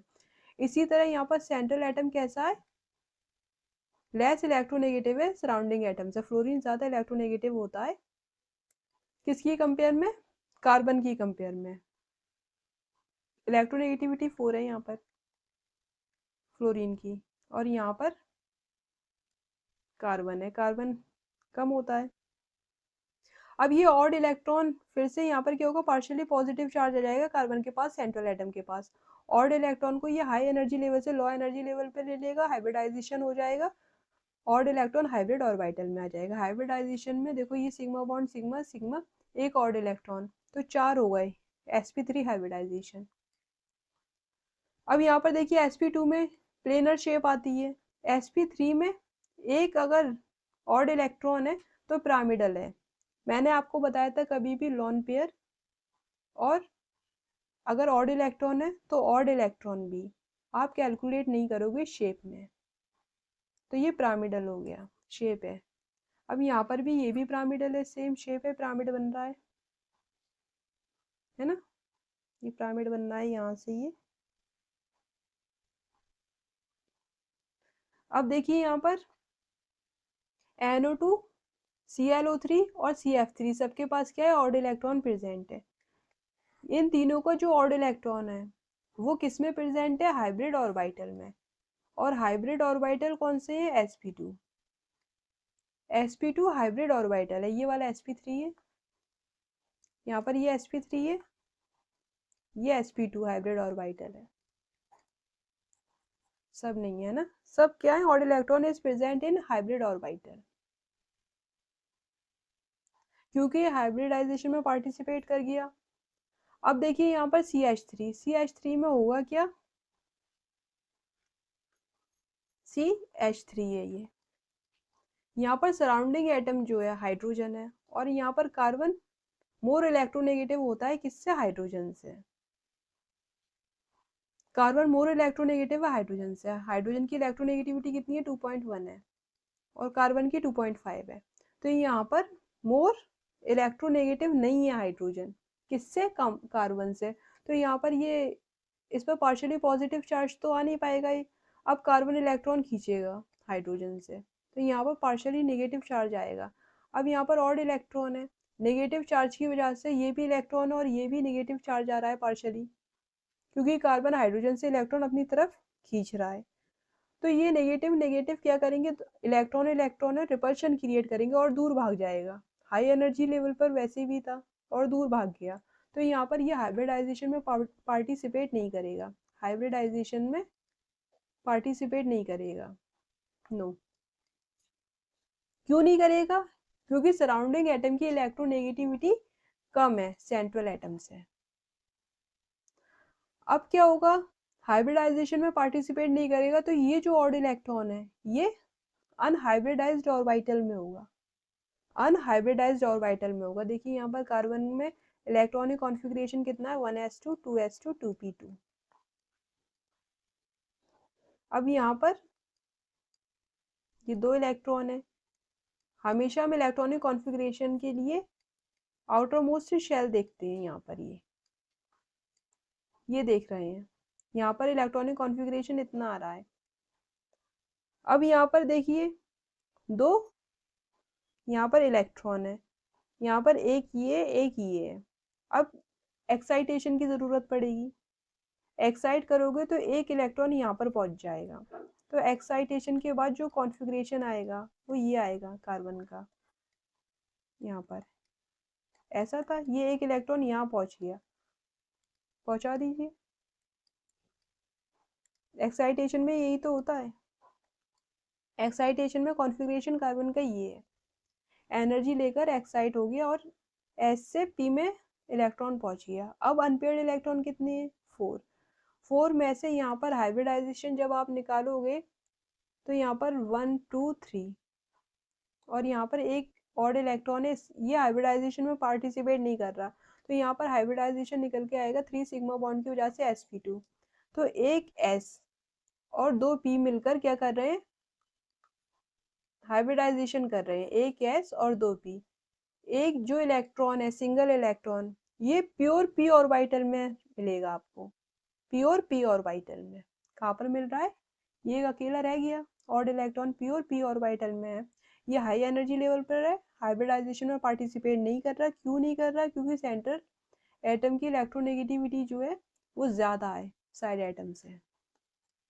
क्लियर हो गया, पूरा रीजन बता दिया। अब देखिए यहाँ पर sp2 हाइब्रिडाइजेशन है, sp2 में शेप प्लेनर आएगी, फैन, एंगल तीनों के बीच में 120 डिग्री। अब यहाँ पर देखिए ये जो ऑर्बिटल मैंने आपको दिखाया ये प्योर पी ऑर्बिटल है, क्योंकि ये हाइब्रिडाइजेशन में पार्टिसिपेट नहीं कर रहा है। ये इस तरह क्यों बनाया है, क्योंकि ये odd electron pure P orbital में प्रेजेंट है, और यहाँ पर आधे आधे ऑर्बिटल बनाए थे। तो मैंने आपको बताया कि जो हाइब्रिड ऑर्बिटल्स होते हैं उनकी शेप कैसी होती है, ऐसी होती है। एक छोटी सी लोब होती है, एक बड़ी बिग लोब होती है। तो ये हटा दो तो ये ऐसे बन जाएगा। और प्योर पी ऑर्बिटल है तो डंबल शेप होता है पी ऑर्बिटल। देखिए यहाँ पर तो sp2 और शेप क्या होगी, प्लेनर। किसकी, CH3 की। इन CH3 odd electron is present in pure P orbital. ये बात आपको याद रखनी है। ऑड इलेक्ट्रॉन हाइब्रिडाइजेशन में नहीं जाएगा, वो प्योर पी ऑर्बिटल में रहेगा। हाइब्रिडाइजेशन क्या आएगा यहाँ पर, sp2। देखने में आपको लग रहा है कि इसका भी sp3 होना चाहिए था हाइब्रिडाइजेशन। 3 सिग्मा बॉन्ड है और एक ऑड इलेक्ट्रॉन। ये आपको याद रखना है, इंपॉर्टेंट पॉइंट है, इसको याद रखना।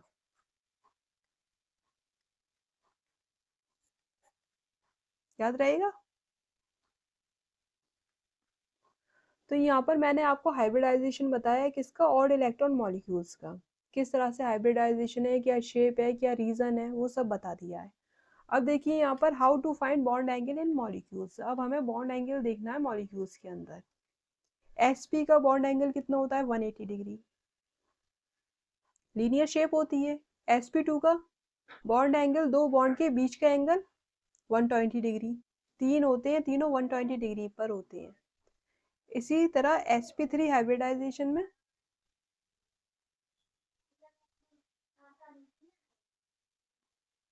sp3 में देखिए यहाँ पर सारे बॉन्ड एंगल आइडेंटिकल होते हैं 109.5 डिग्री। अब देखिए यहाँ पर फर्स्ट है NO2 मॉलिक्यूल, इसमें ऑड इलेक्ट्रॉन प्रेजेंट होगा NO2 में। देखिए यहाँ पर इसका स्ट्रक्चर ये मैंने आपको लुईस स्ट्रक्चर बताए थे, बनाना सिखाए थे। कितने बॉन्ड आएंगे, कितने लॉन पेयर आएंगे, इलेक्ट्रॉन कितने बचेंगे अगर 8 ऑड इलेक्ट्रॉन है। ठीक है। अब देखिए यहाँ पर ये नाइट्रोजन है, ये नाइट्रोजन है। यहाँ पर हो क्या रहा है, जब आप स्ट्रक्चर बनाओगे NO2 की तो यहाँ पर ये नाइट्रोजन है, ये डबल बॉन्ड ऑक्सीजन के साथ अटैच है। यहाँ पर ये मैंने आपको अभी बताया था NO2। यहाँ पर ये स्ट्रक्चर ऐसे होता है, डबल बॉन्ड O, यहाँ पर ये O, और यहाँ पर नाइट्रोजन के पास 5 वैलेंस इलेक्ट्रॉन होते हैं। यहाँ पर ये ऑड इलेक्ट्रॉन, ये दो इलेक्ट्रॉन जो है 5 वैलेंस इलेक्ट्रॉन है नाइट्रोजन के पास। ये आपको पता होना चाहिए, ट्रिक बता दी है। ये दो इलेक्ट्रॉन जो है वो ऑक्सीजन के साथ अटैच है, और ये लॉन पेयर ऑक्सीजन को दे दिया, ऑक्सीजन को दे दिया। ठीक है आपने। अब यहाँ पर अगर आप कोऑर्डिनेट बॉन्ड हटा रहे हो तो यहाँ पर स्ट्रक्चर क्या बनेगा, यही स्ट्रक्चर किसके सिमिलर होगा। यहाँ पर देखिए एरो है, जिस तरफ एरो जा रहा है उधर नेगेटिव चार्ज, और जहां से जा रहा है टेल से जा रहा है यहाँ पर नाइट्रोजन पर पॉजिटिव चार्ज। बीच में कोवेलेंट बॉन्ड बन जाएगा, डंडा खींच दोगे आप, और यहाँ पर ये ऑड इलेक्ट्रॉन आ जाएगा। ये स्ट्रक्चर बन रहा है, दोनों ही सेम स्ट्रक्चर है, कोई फर्क नहीं है। स्ट्रक्चर मैंने आपको समझा दिया। अब देखिए यहाँ पर ये NO2 है, यहाँ पर हाइब्रिडाइजेशन आपको पता चल गया। हाइब्रिडाइजेशन क्या है, दो सिग्मा बॉन्ड है, पाई बॉन्ड कैलकुलेट नहीं होते, और एक ऑड इलेक्ट्रॉन है sp2। हाइब्रिडाइजेशन आ जाएगा 120 डिग्री का एंगल आता है sp2 हाइब्रिडाइजेशन में। बीच का एंगल फैन है ना, तीनों एटम ऐसे हैं, फैन आप देख रहे हो आपके छत पर लगा होगा। तो यहाँ पर ये तीन एंगल है, तीनों एंगल एक दूसरे से 120 डिग्री पर तीन एंगल आएंगे। दो बॉन्ड के बीच में 120 डिग्री एंगल होता है। अब देखिए यहाँ पर ये पॉजिटिव है, ये नेगेटिव। आपको नहीं लग रहा यहाँ पर रेजोनेंस होगा। रेजोनेंस की कंडीशन क्या होती है, देखिए रेजोनेंस की condition, double bond single bond, और यहाँ पर double bond, double bond single bond lone pair conjugation में होना चाहिए। डबल बॉन्ड, यहाँ पर single bond negative charge, double bond single bond positive charge. ये सब कॉन्जुगेशन में होना चाहिए, double bond, single bond, triple bond, है ना। अभी हमें सिर्फ किससे काम है, यहाँ पर डबल बॉन्ड, सिंगल बॉन्ड, और यहाँ पर ये negative charge, double bond, single bond, negative charge, ये कॉन्जुगेशन में है।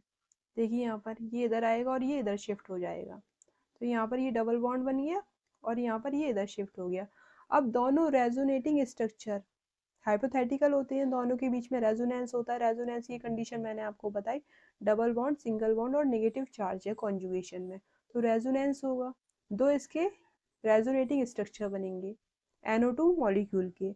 अब यहाँ पर रेजोनेंस हाइब्रिड मतलब दोनों को मिलाकर ये हाइपोथेटिकल स्ट्रक्चर निकल कर आ रहा है, रेजोनेटिंग स्ट्रक्चर, अब देखिए यहाँ पर ये जो रेजोनेटिंग स्ट्रक्चर है ये हाइपोथेटिकल होता है, और रेजोनेंस हाइब्रिड जो है वो रियल स्ट्रक्चर है। यहाँ पर ये जो स्ट्रक्चर है वो रियल स्ट्रक्चर है, ये इन दोनों का रेजोनेटिंग स्ट्रक्चर का मिलाकर जो स्ट्रक्चर आ रहा है, फाइनल स्ट्रक्चर, उसको आप रेजोनेंस हाइब्रिड कह रहे हैं, ये रियल स्ट्रक्चर होता है। ये इन दोनों का स्ट्रक्चर ऐसे बन रहा है, इक्विवेलेंट है।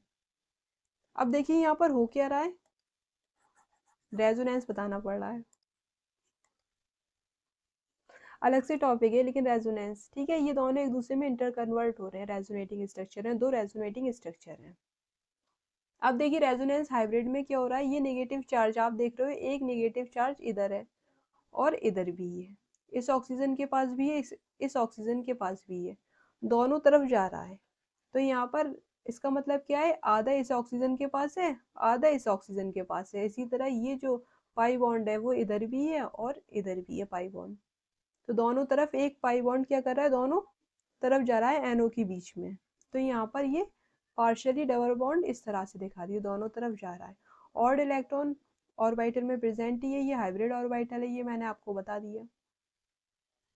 ये आ रही है स्ट्रक्चर। अब यहाँ पर देखो, अगर sp2 हाइब्रिडाइजेशन था, sp2 तो बॉन्ड एंगल कितना आना चाहिए था, यहाँ पर 120 डिग्री का आना चाहिए था बॉन्ड एंगल, ये। बट हो क्या रहा है यहाँ पर, ये लॉन पेयर नहीं, ऑड इलेक्ट्रॉन प्रेजेंट है, यहाँ पर क्या प्रेजेंट है, ऑड इलेक्ट्रॉन प्रेजेंट है। तो यहाँ पर ऑड इलेक्ट्रॉन रिपल्शन क्रिएट कर रहा है। देखो यहाँ पर ऑड इलेक्ट्रॉन क्या कर रहा है, डबल बॉन्ड को रिपल्शन क्रिएट कर रहा है। यहाँ पर ये रिपल्शन इधर लग रहा है, ये रिपल्शन इधर लग रहा है। अब दोनों तरफ से रिपल्शन क्रिएट कर रहा है, तो बीच का जो एंगल है वो क्या हो रहा है, कम होना चाहिए। लेकिन हो क्या रहा है, ये भी तो डबल बॉन्ड और डबल बॉन्ड है, पार्शियली डबल बॉन्ड आता है रेजोनेंस की वजह से। यहाँ पर ये दोनों भी तो एक दूसरे के साथ रिपल्शन क्रिएट करेंगे। तो मैंने आपको बताया डबल बॉन्ड रिपल्शन ज्यादा होता है, double bond odd electron repulsion से, ये वाला रिपल्शन ज्यादा है इसकी कंपेयर में। तो यहाँ पर आप इसको कंसीडर करोगे ना डबल बॉन्ड रिपल्शन को, तो यहाँ पर ये रिपल्शन ज्यादा होगा इसकी कंपेयर में, इस रिपल्शन की कंपेयर में। तो यहाँ पर क्या होगा, बॉन्ड एंगल 120 से बढ़कर कितना हो जाएगा, 134 डिग्री हो जाएगा। तो बॉन्ड एंगल यहाँ पर बढ़ रहा है, क्यों बढ़ रहा है ये मैंने आपको बता दिया। किससे प्रूफ हो रहा है, वेस्पर थ्योरी से, क्योंकि वेस्पर थ्योरी रिपल्शन के बारे में बता रहा है। रिपल्शन यहाँ पर डबल बॉन्ड यानी कि बॉन्ड पेयर का ज्यादा हो रहा है, किसकी कंपेयर में, डबल बॉन्ड लॉन पेयर की कंपेयर में। तो यहाँ पर रिपल्शन ज्यादा होगा, एक दूसरे को धक्का देंगे, यहाँ पर बीच का एंगल जो है वो 120 डिग्री से बढ़ के 134 डिग्री हो रहा है। यहाँ पर आपको बॉन्ड एंगल का आइडिया हो गया।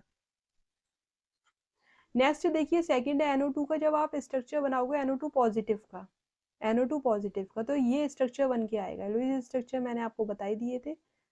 अब यहाँ पर कोई लॉन पेयर नहीं है, कोई ऑड इलेक्ट्रॉन नहीं है, पॉजिटिव चार्ज है ये, ना ऑड इलेक्ट्रॉन है ना लॉन पेयर है। तो यहाँ पर ये जो बॉन्ड एंगल है यहाँ पर 180 डिग्री का होगा, क्योंकि हाइब्रिडाइजेशन आपको पता है सिग्मा बॉन्ड एक पाई सिग्मा बॉन्ड को ही हम क्या करते हैं हाइब्रिडाइजेशन में कैलकुलेट करते हैं, ट्रिक से निकाल रहे हैं।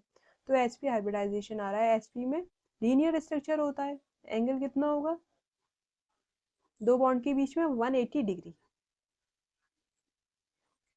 और कोई ऑड इलेक्ट्रॉन नहीं है, कोई लॉन पेयर नहीं है, तो रिपल्शन भी नहीं लग रहा, और 180 डिग्री पर रिपल्शन इतना कंसीडर नहीं होगा, मिनिमम रिपल्शन होगा बॉन्ड पेयर और बॉन्ड पेयर, है ना, डबल बॉन्ड के बीच में रिपल्शन 180 डिग्री पर इतना कंसीडर नहीं होता, 180 डिग्री ही रहेगा बॉन्ड एंगल। अब देखो यहाँ पर NO2 नेगेटिव sp2, यहाँ पर ये 115 डिग्री है। अब यहाँ पर हाइब्रिडाइजेशन तो निकालना है NO2 नेगेटिव का। NO2 का जब आप स्ट्रक्चर बनाओगे NO2 नेगेटिव का तो ऐसे बनेगा, यहाँ पर ये NO2 नेगेटिव है, ऐसे स्ट्रक्चर आएगा। नाइट्रोजन के पास कितने इलेक्ट्रॉन होते हैं वैलेंस इलेक्ट्रॉन? 5, 1 2, 2 लॉन पेयर में 3 4 5। अब यहाँ पर देखिए ये रेजोनेंस हो रहा है, double bond negative single bond, यहाँ पर फिर रेजोनेंस होगा, तो दो स्ट्रक्चर बन रहा है, एक नेगेटिव चार्ज दो ऑक्सीजन पर घूम रहा है। तो यहाँ पर हाफ, जब आप रेजोनेंस हाइब्रिड देखोगे तो हाफ नेगेटिव चार्ज इस ऑक्सीजन पे होगा, हाफ नेगेटिव चार्ज इस ऑक्सीजन पर होगा। और यहाँ पर डबल बॉन्ड भी क्या है, यहाँ से यहाँ घूम रहा है ये डबल बॉन्ड, तो यहाँ पर ये पार्शियली डबल बॉन्ड कैरेक्टर आ गए। अब क्या हो रहा है यहाँ पर देखिए, लॉन पेयर डबल बॉन्ड के बीच में रिपल्शन होगा, लॉन पेयर डबल बॉन्ड के बीच में रिपल्शन होगा। और दूसरा रिपल्शन कहाँ होगा, दूसरा रिपल्शन कहाँ हो रहा है, डबल बॉन्ड के बीच में रिपल्शन। तो यहाँ पर सबसे ज्यादा रिपल्शन किसका होता है, लॉन पेयर डबल बॉन्ड का repulsion, double bond lone pair का रिपल्शन ज्यादा है किससे, डबल बॉन्ड रिपल्शन से। इसको प्रायोरिटी दोगे ना, ये ज्यादा रिपल्शन क्रिएट करेगा। डबल बॉन्ड लॉन पेयर, ये रिपल्शन ज्यादा होगा तो ये दबा देगा इसको, इससे ज्यादा होगा ना बीच वाले ऑक्सीजन और ऑक्सीजन के बीच में जो डबल बॉन्ड है रिपल्शन से ज्यादा होगा, तो ये दबा देगा। तो यहाँ पर हाइब्रिडाइजेशन sp2 है, हाइब्रिडाइजेशन कितना निकल कर आ रहा है यहाँ पर, एक सिग्मा बॉन्ड एक लॉन पेयर और ये सिग्मा बॉन्ड है, sp2 हाइब्रिडाइजेशन है। यहाँ पर ये पाई बॉन्ड कैलकुलेट करते नहीं है हाइब्रिडाइजेशन में। टोटल हाइब्रिड ऑर्बिटल 3 है, sp2 हाइब्रिडाइजेशन। sp2 में एंगल कितना होना चाहिए, बॉन्ड एंगल 120 डिग्री, लेकिन यहाँ पर ये कम आ रहा है 115। क्यों कम आ रहा है, क्योंकि आपको पता है lone pair double bond repulsion ज्यादा होता है डबल बॉन्ड रिपल्शन से, ये डबल बॉन्ड है, ये रेजोनेंस की वजह से डबल बॉन्ड करेक्टर आ गया है, पार्शियली डबल बॉन्ड करेक्टर। तो ये जो बॉन्ड है इसे डबल बॉन्ड में ही आप कैलकुलेट करोगे, है ना, इसको जोड़ोगे डबल बॉन्ड में। बॉन्ड एंगल कम हो गया क्योंकि ऊपर से लॉन पेयर ने क्या किया, डबल बॉन्ड को दबा दिया। तो यहाँ पर बॉन्ड एंगल कितना आ रहा है, 115 डिग्री। नेक्स्ट देखिए 4 NO3 नेगेटिव, sp2 हाइब्रिडाइजेशन है यहाँ पर NO3 नेगेटिव में, सिग्मा सिग्मा सिग्मा, कोई लॉन पेयर नहीं है तो sp2 हाइब्रिडाइजेशन है। अब यहाँ पर देखिए, यहाँ पर भी रेजोनेंस हो रहा है, रेजोनेंस क्यों हो रहा है, क्योंकि यहाँ पर भी double bond negative single bond negative, resonance है double bond single bond negative, right, दो कॉन्जुगेशन है। समझ में आ रहा है आपको, ये कॉन्जुगेशन ये है, दो कॉन्जुगेशन है, डबल बॉन्ड सिंगल और नेगेटिव चार्ज। अब यहाँ पर रेजोनेटिंग स्ट्रक्चर 3 बन रहे हैं। फर्स्ट रेजोनेटिंग स्ट्रक्चर में इन दोनों ऑक्सीजन को नेगेटिव चार्ज दे दो आप, सेकेंड रेजोनेटिंग स्ट्रक्चर में इन दोनों ऑक्सीजन को नेगेटिव चार्ज दे दो, थर्ड रेजोनेटिंग स्ट्रक्चर में इन दोनों ऑक्सीजन को आपने नेगेटिव चार्ज दे दिया। ये एक पाई बॉन्ड है, ये पाई बॉन्ड यहाँ पर शिफ्ट हो गया दूसरे रेजोनेटिंग स्ट्रक्चर में, थर्ड रेजोनेटिंग स्ट्रक्चर में यहाँ पर शिफ्ट हो गया, है ना, ये ऐसे करके ऐसे ये बन जाएगा, और यहाँ पर इसी तरह से चेंज हो जाएगा, यहाँ पर ये ऐसे करके ऐसे ये वाला स्ट्रक्चर बन जाएगा। तो 3 रेजोनेटिंग स्ट्रक्चर बन रहा है, 3 रेजोनेटिंग स्ट्रक्चर।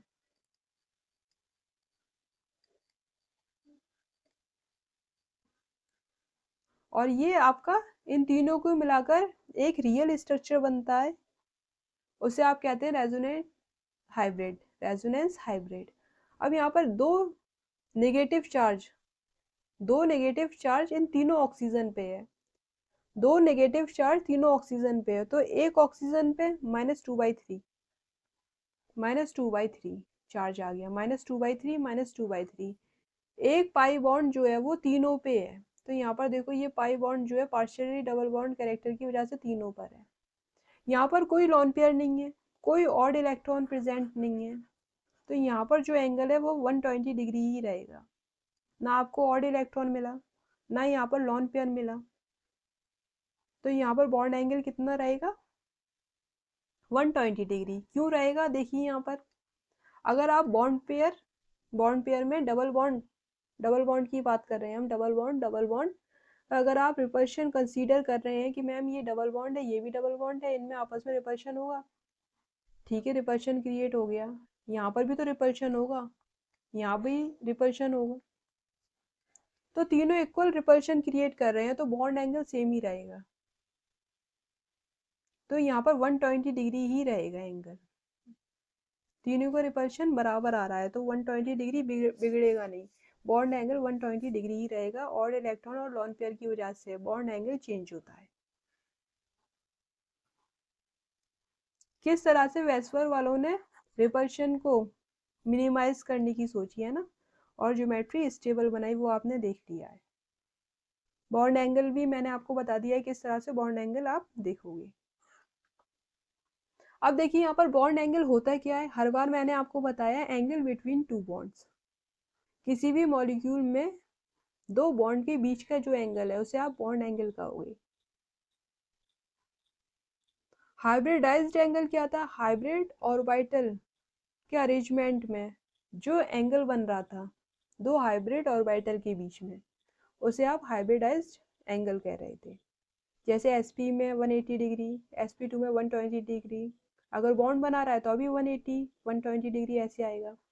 और लॉन पेयर और ऑड इलेक्ट्रॉन आ रहे हैं तो चेंज होगा, है ना, रिपल्शन क्रिएट होगा, रिपल्शन की वजह से एक्सपेंड भी हो सकता है बॉन्ड एंगल और दब भी सकता है बॉन्ड एंगल, राइट। अब नेक्स्ट देखिए, फॉर बॉन्ड पेयर रिपल्शन, अभी तक मैंने आपको बताया लॉन पेयर रिपल्शन है, bond pair lone pair repulsion है, या फिर बॉन्ड पेयर रिपल्शन है, बॉन्ड पेयर ऑड इलेक्ट्रॉन के साथ किस तरह से रिपल्शन क्रिएट करता है, ये सारे रिपल्शन हमने पढ़ लिए। अब हम बात करेंगे बॉन्ड पेयर रिपल्शन।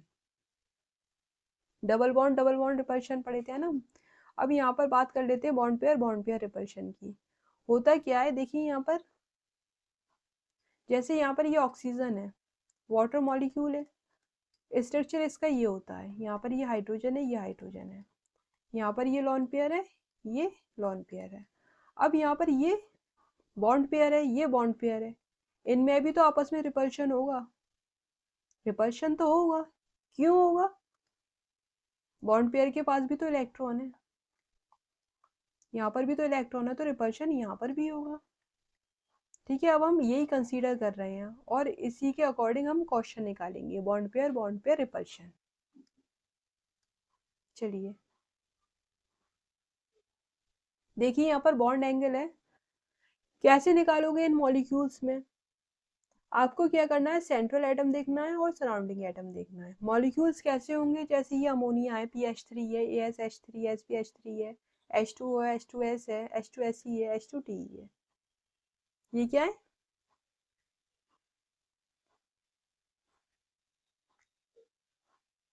मॉलिक्यूल्स है आपके।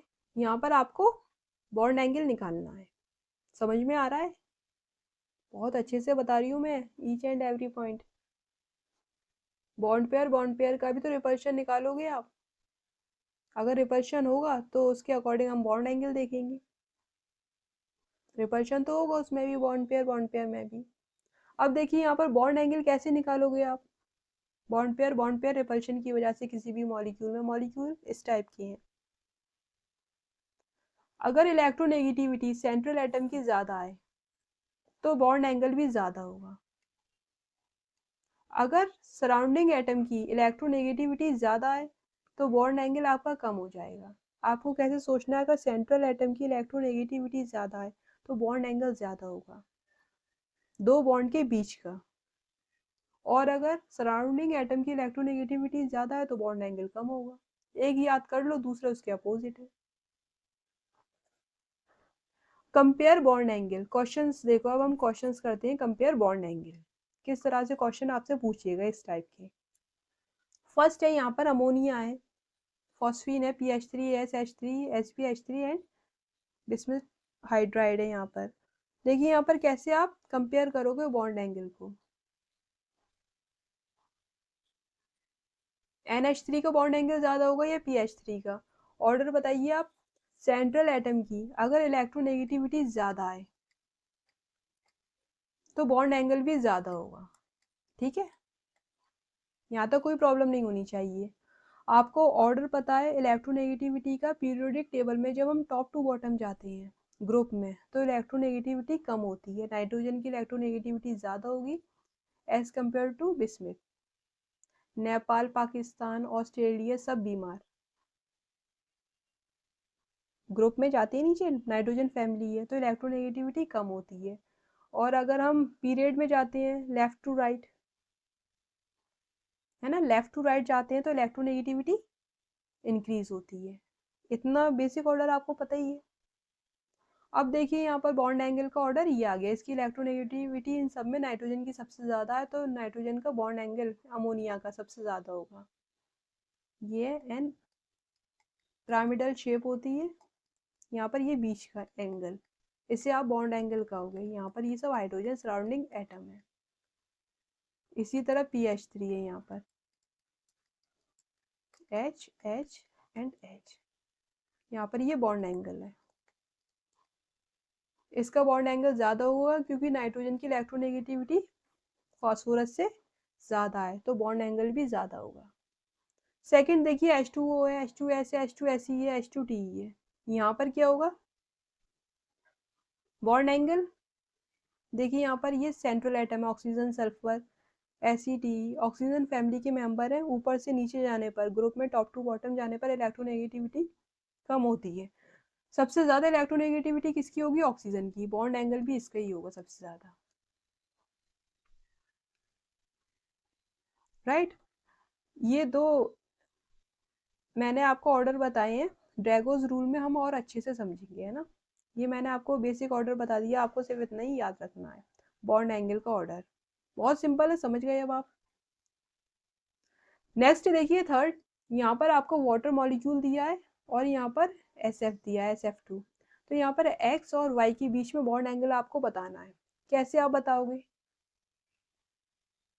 देखिए यहाँ पर सेंट्रल एटम जो है वो ऑक्सीजन है यहाँ पर, और यहाँ पर सेंट्रल एटम सल्फर है। तो इलेक्ट्रोनेगेटिविटी किसकी ज़्यादा है? ऑक्सीजन की।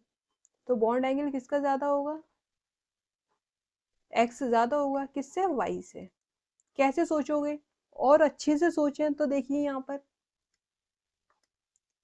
यहाँ पर ये ऑक्सीजन है। आपको पता है ऑक्सीजन की इलेक्ट्रोनेगेटिविटी ज़्यादा होती है हाइड्रोजन से। फॉन जो है वो मोर इलेक्ट्रोनेगेटिव होते हैं, फ्लोरीन, ऑक्सीजन, नाइट्रोजन। एलिमेंट से ज़्यादा इलेक्ट्रोनेगेटिव होते हैं। अब ये ऑक्सीजन क्या करेगा? इस हाइड्रोजन से इलेक्ट्रॉन क्लाउड को अपनी तरफ खींच लेगा, तो यहाँ पर ये इलेक्ट्रॉन्स ज़्यादा हो जाएंगे। अब यहाँ पर रिपल्शन ज़्यादा लगेगा। सल्फर फ्लोरीन से नहीं खींच पाएगा क्योंकि फ्लोरीन की इलेक्ट्रोनेगेटिविटी ज़्यादा होती है। तो यहाँ से ये जो इलेक्ट्रॉन है वो इधर की तरफ शिफ्ट हो जाएंगे, तो यहाँ पर इलेक्ट्रॉन कम होंगे। यहाँ पर ये जो इलेक्ट्रॉन है वो फ्लोरीन की तरफ शिफ्ट हो गए, यहाँ पर ये फ्लोरीन की तरफ शिफ्ट हो गए। यहाँ पर इलेक्ट्रॉन कम है ना, तो यहाँ पर रिपल्शन भी कम लगेगा, यहाँ पर इलेक्ट्रॉन ज़्यादा हैं। ऑक्सीजन मोर इलेक्ट्रोनेगेटिव थे, ऑक्सीजन ने हाइड्रोजन के इलेक्ट्रॉन अपनी तरफ खींच लिए। इलेक्ट्रॉन इलेक्ट्रॉन के बीच में ज़्यादा रिपल्शन लगता है तो बॉन्ड एंगल X ज़्यादा आएगा एज कम्पेयर टू Y। और डायरेक्ट भी कर लिया, सेंट्रल एटम की इलेक्ट्रोनेगेटिविटी ज़्यादा है तो बॉन्ड एंगल ज़्यादा होगा। यहाँ तक कोई प्रॉब्लम नहीं होनी चाहिए। सोचने का तरीका मैंने आपको बताया, भूल जाओ तो आप ऐसे सोचोगे। ऑक्सीजन मोर इलेक्ट्रोनेगेटिव होता है हाइड्रोजन से, तो ये इलेक्ट्रॉन को अपनी तरफ खींच लेगा। अब यहाँ पर इलेक्ट्रॉन आ जाएंगे तो इलेक्ट्रॉन इलेक्ट्रॉन के बीच में रिपल्शन ज़्यादा होगा तो बॉन्ड एंगल बढ़ जाएगा। सल्फर नहीं खींच पाएगा क्योंकि सल्फर के जो इलेक्ट्रॉन होंगे वो फ्लोरीन की तरफ पहुंच गए, तो रिपल्शन यहाँ पर कम लगेगा, बॉन्ड एंगल भी छोटा होगा यहाँ पर। फोर्थ देखिए PF3, PCl3 है, PBr3 है, PI3 है। अब देखिए यहाँ पर ये फास्फोरस है, ये फास्फोरस फास्फोरस फास्फोरस सब सेंट्रल एटम है। सब में सेम है। आप क्या करें, आप सराउंडिंग एटम देखोगे, ये फ्लोरीन है, ये क्लोरीन है, ये ब्रोमीन है, ये iodine. Fluorine, chlorine, bromine, iodine में फ्लोरीन की इलेक्ट्रोनेगेटिविटी सबसे ज्यादा होती है। अब यहाँ पर सराउंडिंग एटम की इलेक्ट्रोनेगेटिविटी ज्यादा है तो बॉन्ड एंगल कम है। सराउंडिंग एटम की इलेक्ट्रोनेगेटिविटी ज्यादा है तो बॉन्ड एंगल यहाँ पर क्या होता है, कम। इनवर्सली प्रोपोर्शनल है ये एक दूसरे से, बॉन्ड एंगल कम, ये ऑर्डर होगा। अब यहाँ पर देखिए BF3, BCl3, BBr3, BI3। अब यहाँ पर क्या प्रॉब्लम है, यहाँ पर जब आप बॉन्ड एंगल निकालोगे तो आप कहोगे मैम सब बोरॉन है, सब सेंट्रल एटम है, सेम है, सब एक ही है, बोरॉन ही सेंट्रल एटम है, सब में सेम है।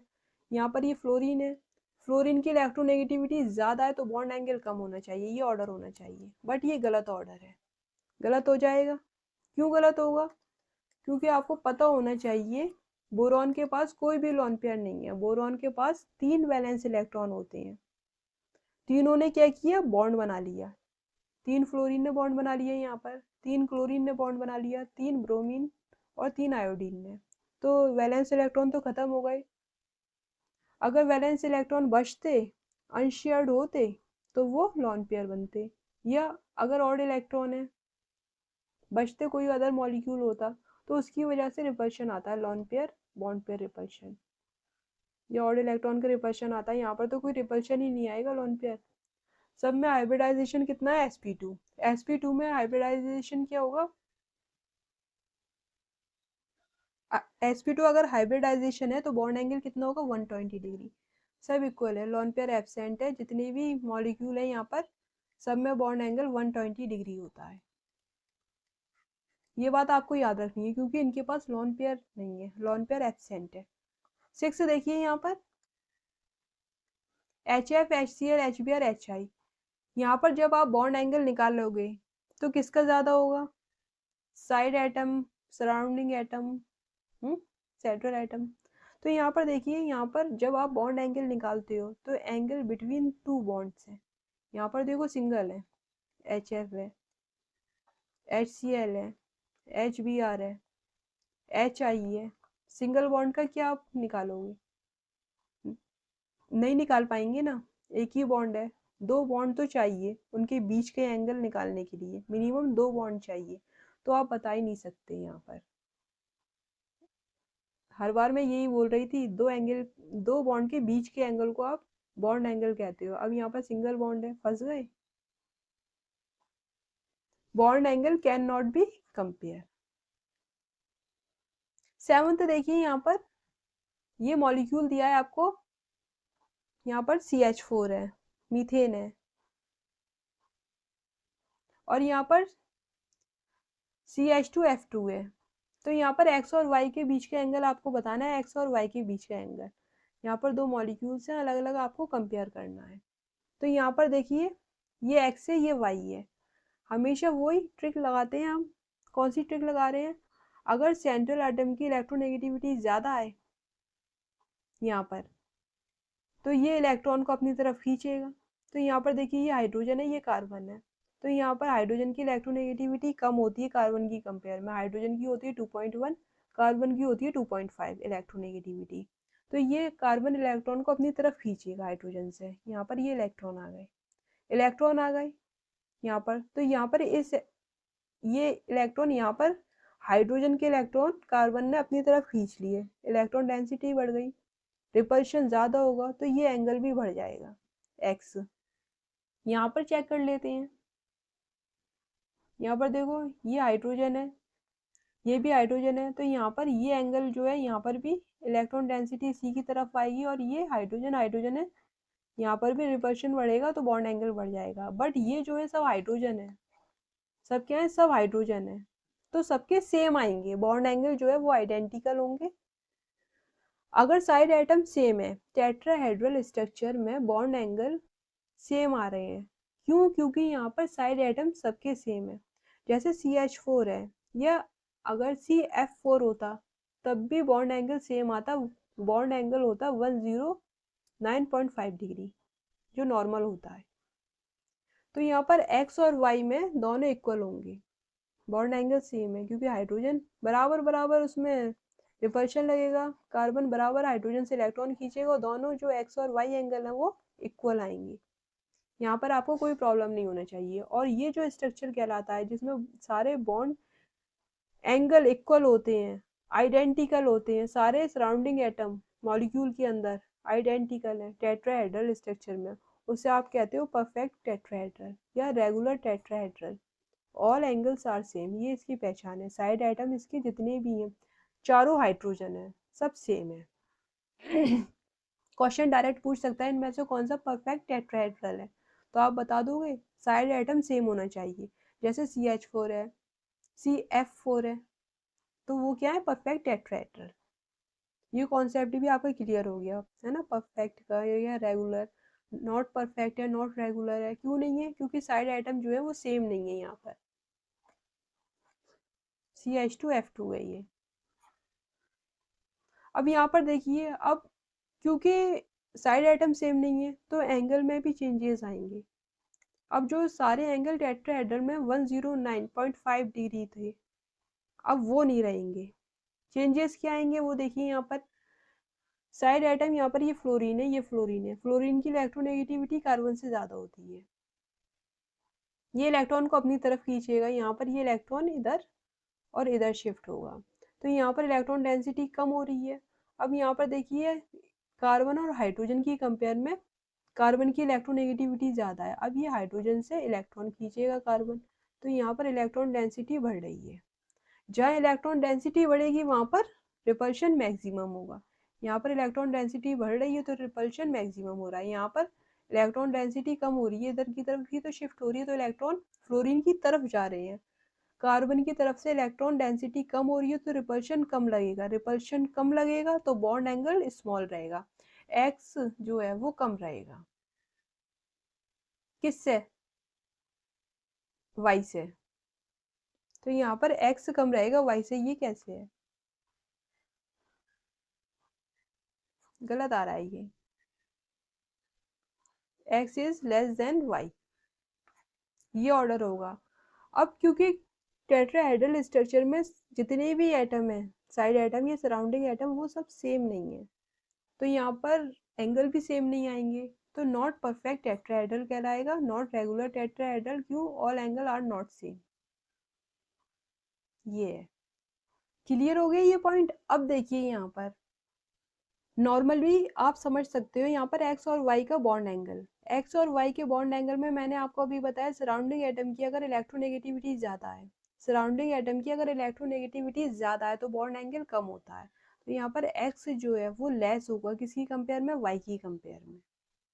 एक्स जो है वो कम होगा, बॉन्ड एंगल कम होगा वाई की कंपेयर में, तो यहाँ पर ये ऑर्डर आएगा। ये करेक्ट कर दीजिएगा यहाँ पर। इस तरह से भी आप सोच सकते हैं, यहाँ पर सराउंडिंग एटम की इलेक्ट्रोनेगेटिविटी कम है तो बॉन्ड एंगल ज्यादा आएगा, वाई ज्यादा है। इसको आप नॉट परफेक्ट टेट्राहेड्रल या नॉट रेगुलर टेट्राहेड्रल कह सकते हैं, क्योंकि जितनी भी एंगल हैं वो सेम नहीं है, आर नॉट सेम। एक्स और वाई अलग अलग आ रहे हैं।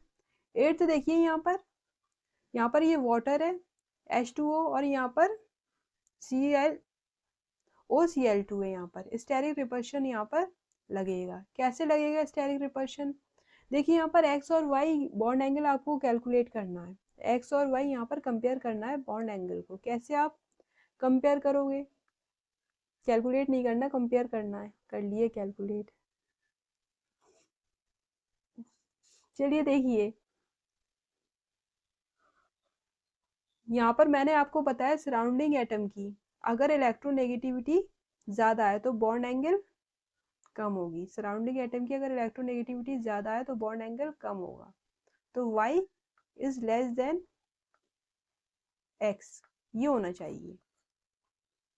सराउंडिंग एटम की अगर इलेक्ट्रोनेगेटिविटी ज़्यादा है, क्लोरीन ज़्यादा इलेक्ट्रोनेगेटिव होता है किसकी कंपेयर में, हाइड्रोजन की कंपेयर में। इलेक्ट्रोनेगेटिविटी ज़्यादा है तो बॉन्ड एंगल कम आएगा, तो y is smaller than x, ये होना चाहिए। तो ये गलत है। क्यों गलत है? क्योंकि ये जो मॉलिक्यूल है OCl2, इसमें स्टेरिक रिपल्शन लगेगा। यहाँ पर क्या लगेगा? Steric repulsion. Ma'am steric repulsion लग क्यों रहा है? दो बल्कि ग्रुप होते हैं, मोटे मोटे ग्रुप होते हैं, उनमें आपस में क्या होता है, रिपल्शन लगता है। साइज बड़ा होता है, मोटे मोटे होते हैं, तो उनमें रिपल्शन लगता है। रिपल्शन लगेगा, ये Cl इस Cl को दूर भगाएगा, एक दूसरे को आपस में रिपेल करेंगे, तो यहाँ पर बॉन्ड एंगल बढ़ जाएगा। तो y is greater than x, ये बॉन्ड एंगल आएगा, यहाँ पर ये ऑर्डर होगा, y is greater than x bond angle का। यहाँ पर ये हाइड्रोजन छोटे छोटे हैं, यहाँ पर रिपल्शन थोड़ी लगेगा, हाइड्रोजन क्या है, छोटे छोटे हैं, यहाँ पर रिपल्शन नहीं लगेगा। अब स्टेरिक रिपल्शन की कंडीशन क्या है, हम कैसे पहचानेंगे कि स्टेरिक रिपल्शन मतलब लग रहा है किसी भी मॉलिक्यूल में या नहीं लग रहा। तो देखो आप, हम बात करेंगे टेट्राहेड्रल ज्योमेट्री की। कंडीशन क्या है स्टेरिक रिपल्शन का, देखिए यहाँ पर टेट्राहेड्रल ज्योमेट्री होना चाहिए। sp3 हाइब्रिडाइजेशन में ही आपको टेट्राहेड्रल ज्योमेट्री मिलेगी। फर्स्ट कंडीशन ये है। सेकंड कंडीशन ये है, सेकंड पीरियड वाले एटम पर, है ना, सेकंड पीरियड वाले एटम है, छोटे छोटे साइज के एटम होते हैं, जैसे कार्बन है, नाइट्रोजन है, ऑक्सीजन है। सेकंड पीरियड के हैं ये, लिथियम है, बेरिलियम है, बोरॉन है, कार्बन है, नाइट्रोजन, ऑक्सीजन, ये सब क्या है, फ्लोरीन सेकंड पीरियड के एलिमेंट है। अगर इनसे अटैच हो third, fourth, fifth, sixth, seventh period के एटम, तब स्टेरिक रिपल्शन लगता है, साइज बढ़ गया। देखो यहाँ पर ये स्मॉल बॉल है, छोटी सी बॉल है, आपने देखा होगा आपके घर पर बॉल आ जाती है, बच्चे जब छोटे बच्चे खेलते हैं बॉल, वो बॉल आपके घर पर आ जाती है ना, आप उन्हें कहते हैं भैया आप बॉल दे दो, या आपसे कहते हैं सिस्टर बॉल दे दीजिए, तो आप वो बॉल दे देते हो। उसका साइज छोटा सा होता है, आपने भी बचपन में खेला होगा, नॉर्मल बॉल से जो हम घर में खेलते हैं, दीवार पे मारते हैं, कैच करते हैं, बचपन में खूब खेला है ये, नॉर्मल साइज की बॉल है। अब इस पर अटैच हो जाए इससे फुटबॉल, बड़ी बड़ी साइज की फुटबॉल, खूब बड़ी होती है ना, खूब बड़ी होती है फुटबॉल, यहाँ पर अटैच हो जाए। अब यहाँ पर ये दोनों साइज बड़े हैं, तो रिपल्शन क्रिएट होगा, फुटबॉल के बीच में क्या होता है, रिपल्शन क्रिएट होता है। होता क्या है यहाँ पर, कंडीशन क्या है स्टेरिक रिपल्शन की, टेट्राहेड्रल स्ट्रक्चर ही होना चाहिए। sp3 हाइब्रिडाइजेशन हो, sp2 में नहीं होगा, स्टेरिक रिपल्शन नहीं लगेगा, नहीं सोचना आपको।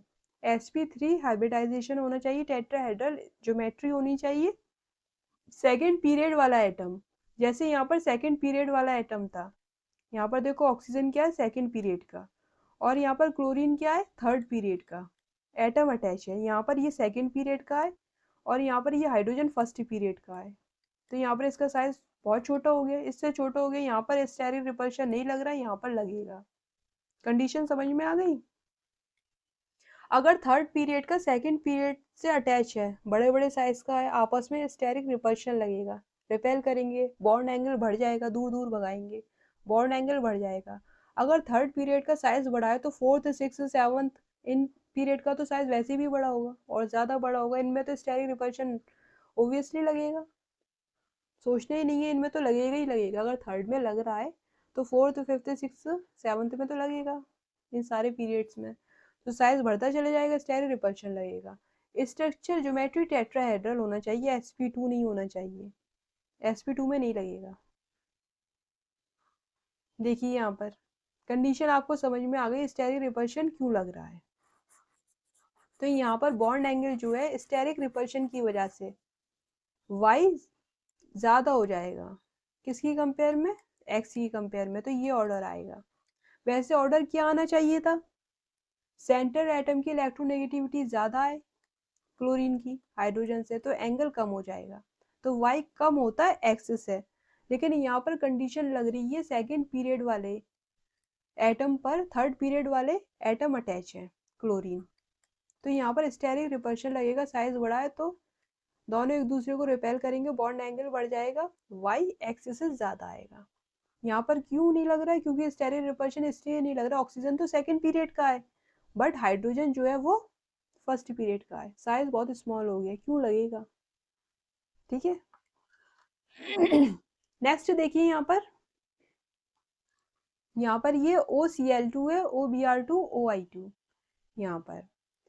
अब देखिए यहाँ पर अगर क्लोरीन के साथ सेकंड पीरियड का है, ये भी सेकंड पीरियड का है, ऑक्सीजन, ये भी सेकंड पीरियड का है। स्ट्रक्चर क्या है, sp3 हाइब्रिडाइजेशन, जब आप निकालोगे 2 lone pair 2 sigma bond, total 4 है। sp3 हाइब्रिडाइजेशन आएगा, ज्योमेट्री sp3 है। टेट्राहेड्रल है। अब देखिए यहाँ पर Cl Cl सेकेंड पीरियड के पास थर्ड अटैच है क्लोरीन, ब्रोमीन फोर्थ पीरियड का हो गया, आयोडीन फिफ्थ पीरियड का है।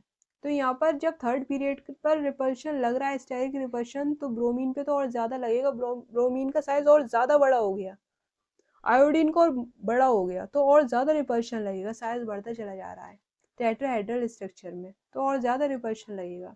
तो बॉन्ड एंगल जो है वो Z का ज्यादा होगा, किसकी कंपेयर में, Y की कंपेयर में, और फिर X, ये ऑर्डर होगा बॉन्ड एंगल का। Z ज्यादा होगा, फिर Y, फिर X, ये बॉन्ड एंगल का ऑर्डर है। तीनों में ही क्या हो रहा है, स्टेरिक रिपल्शन लग रहा है। कंडीशन क्या है स्टेरिक रिपल्शन की, तीनों ही टेट्राहेड्रल स्ट्रक्चर है और तीनों के पास ही, बताइए, सेकंड पीरियड वाले थर्ड फोर्थ फिफ्थ से अटैच है, बड़े साइज के हैं। Chlorine bromine iodine, bromine iodine तो और भी ज़्यादा बड़ा है, क्योंकि आपको पता होना चाहिए फ्लोरीन क्लोरीन ब्रोमीन आयोडीन नीचे जाने पर साइज इंक्रीज होता है, आयोडीन का साइज तो और बढ़ गया, साइज इंक्रीज।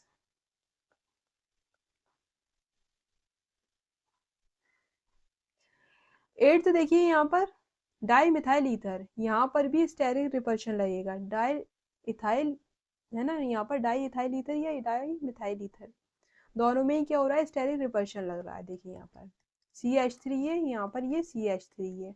सबसे पहले चेक करना है टेट्राहेड्रल ज्योमेट्री आ रही है, sp3 हाइब्रिडाइजेशन है, यहाँ पर 2 लॉन पेयर, जब हम हाइब्रिडाइजेशन निकालेंगे तो 2 लॉन पेयर है और 2 सिग्मा बॉन्ड है, तो यहाँ पर ये टोटल 4 आ गया। sp3 हाइब्रिडाइजेशन है, ज्योमेट्री टेट्राहेड्रल है। अब चेक करना है सेकेंड पीरियड वाले से third fourth fifth six seven attach है। मैम कार्बन तो सेकेंड पीरियड का है, मैम कार्बन तो सेकेंड पीरियड का है, लेकिन जो मिथाइल इथाइल प्रोपाइल ये सब ग्रुप होते हैं, ये बल्कि ग्रुप होते हैं, इनके साइज बड़े होते हैं, यहाँ पर भी रिपल्शन लगेगा, यहाँ पर भी क्या होगा, रिपल्शन लगेगा, तो बॉन्ड एंगल यहाँ पर भी बढ़ जाएगा। टेट्राहेड्रल का बॉन्ड एंगल कितना होता है, 109.5 डिग्री, यहाँ पर कितना आ रहा है रिपल्शन की वजह से, 110.8 degree, 110.8 degree. Di methyl ether इसका नाम है। स्टेरिक रिपल्शन यहाँ पर भी लग रहा है मिथाइल ग्रुप में, आपको याद रखना है कहाँ कहाँ स्टेरिक रिपल्शन लगता है। नाइन्थ देखिए यहाँ पर ये मॉलिक्यूल दिया है, यहाँ पर एक्स और वाई के बीच का आपको बॉन्ड एंगल कंपेयर करना है। तो यहाँ पर देखिए सबसे पहले हम देख लेते हैं, यहाँ पर ये मिथाइल ग्रुप है, ये भी मिथाइल ग्रुप है, कि इन दोनों के बीच में रिपल्शन क्रिएट होगा, रिपल्शन लगेगा यहाँ पर। मैम यहाँ पर नहीं लगेगा, क्यों नहीं लगेगा, क्योंकि ये टेट्राहेड्रल स्ट्रक्चर नहीं है, यहाँ पर हाइब्रिडाइजेशन sp3 नहीं है, यहाँ पर कितना है sp2 हाइब्रिडाइजेशन है। मैंने आपको बताया sp2 हाइब्रिडाइजेशन में स्टेरिक रिपल्शन नहीं लगता, तो यहाँ पर ये sp2 हाइब्रिडाइजेशन है, तो यहाँ पर स्टेरिक रिपल्शन नहीं लगेगा। तो अब क्या होगा, बॉन्ड एंगल हम कैसे कैलकुलेट करेंगे, कैसे कंपेयर करेंगे,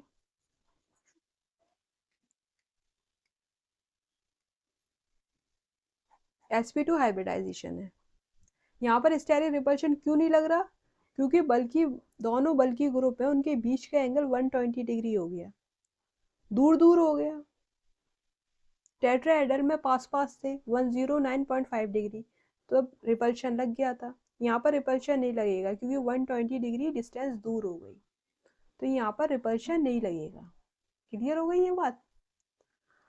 अब बॉन्ड एंगल को कैसे कंपेयर करेंगे वो देखिए, ये x है और यहाँ पर ये y है, तो x क्या है, y से ज्यादा बड़ा है। कैसे कंपेयर करोगे आप, डबल बॉन्ड और सिंगल बॉन्ड का रिपल्शन ज्यादा होता है, डबल बॉन्ड सिंगल बॉन्ड का रिपल्शन ज्यादा होता है, ठीक है।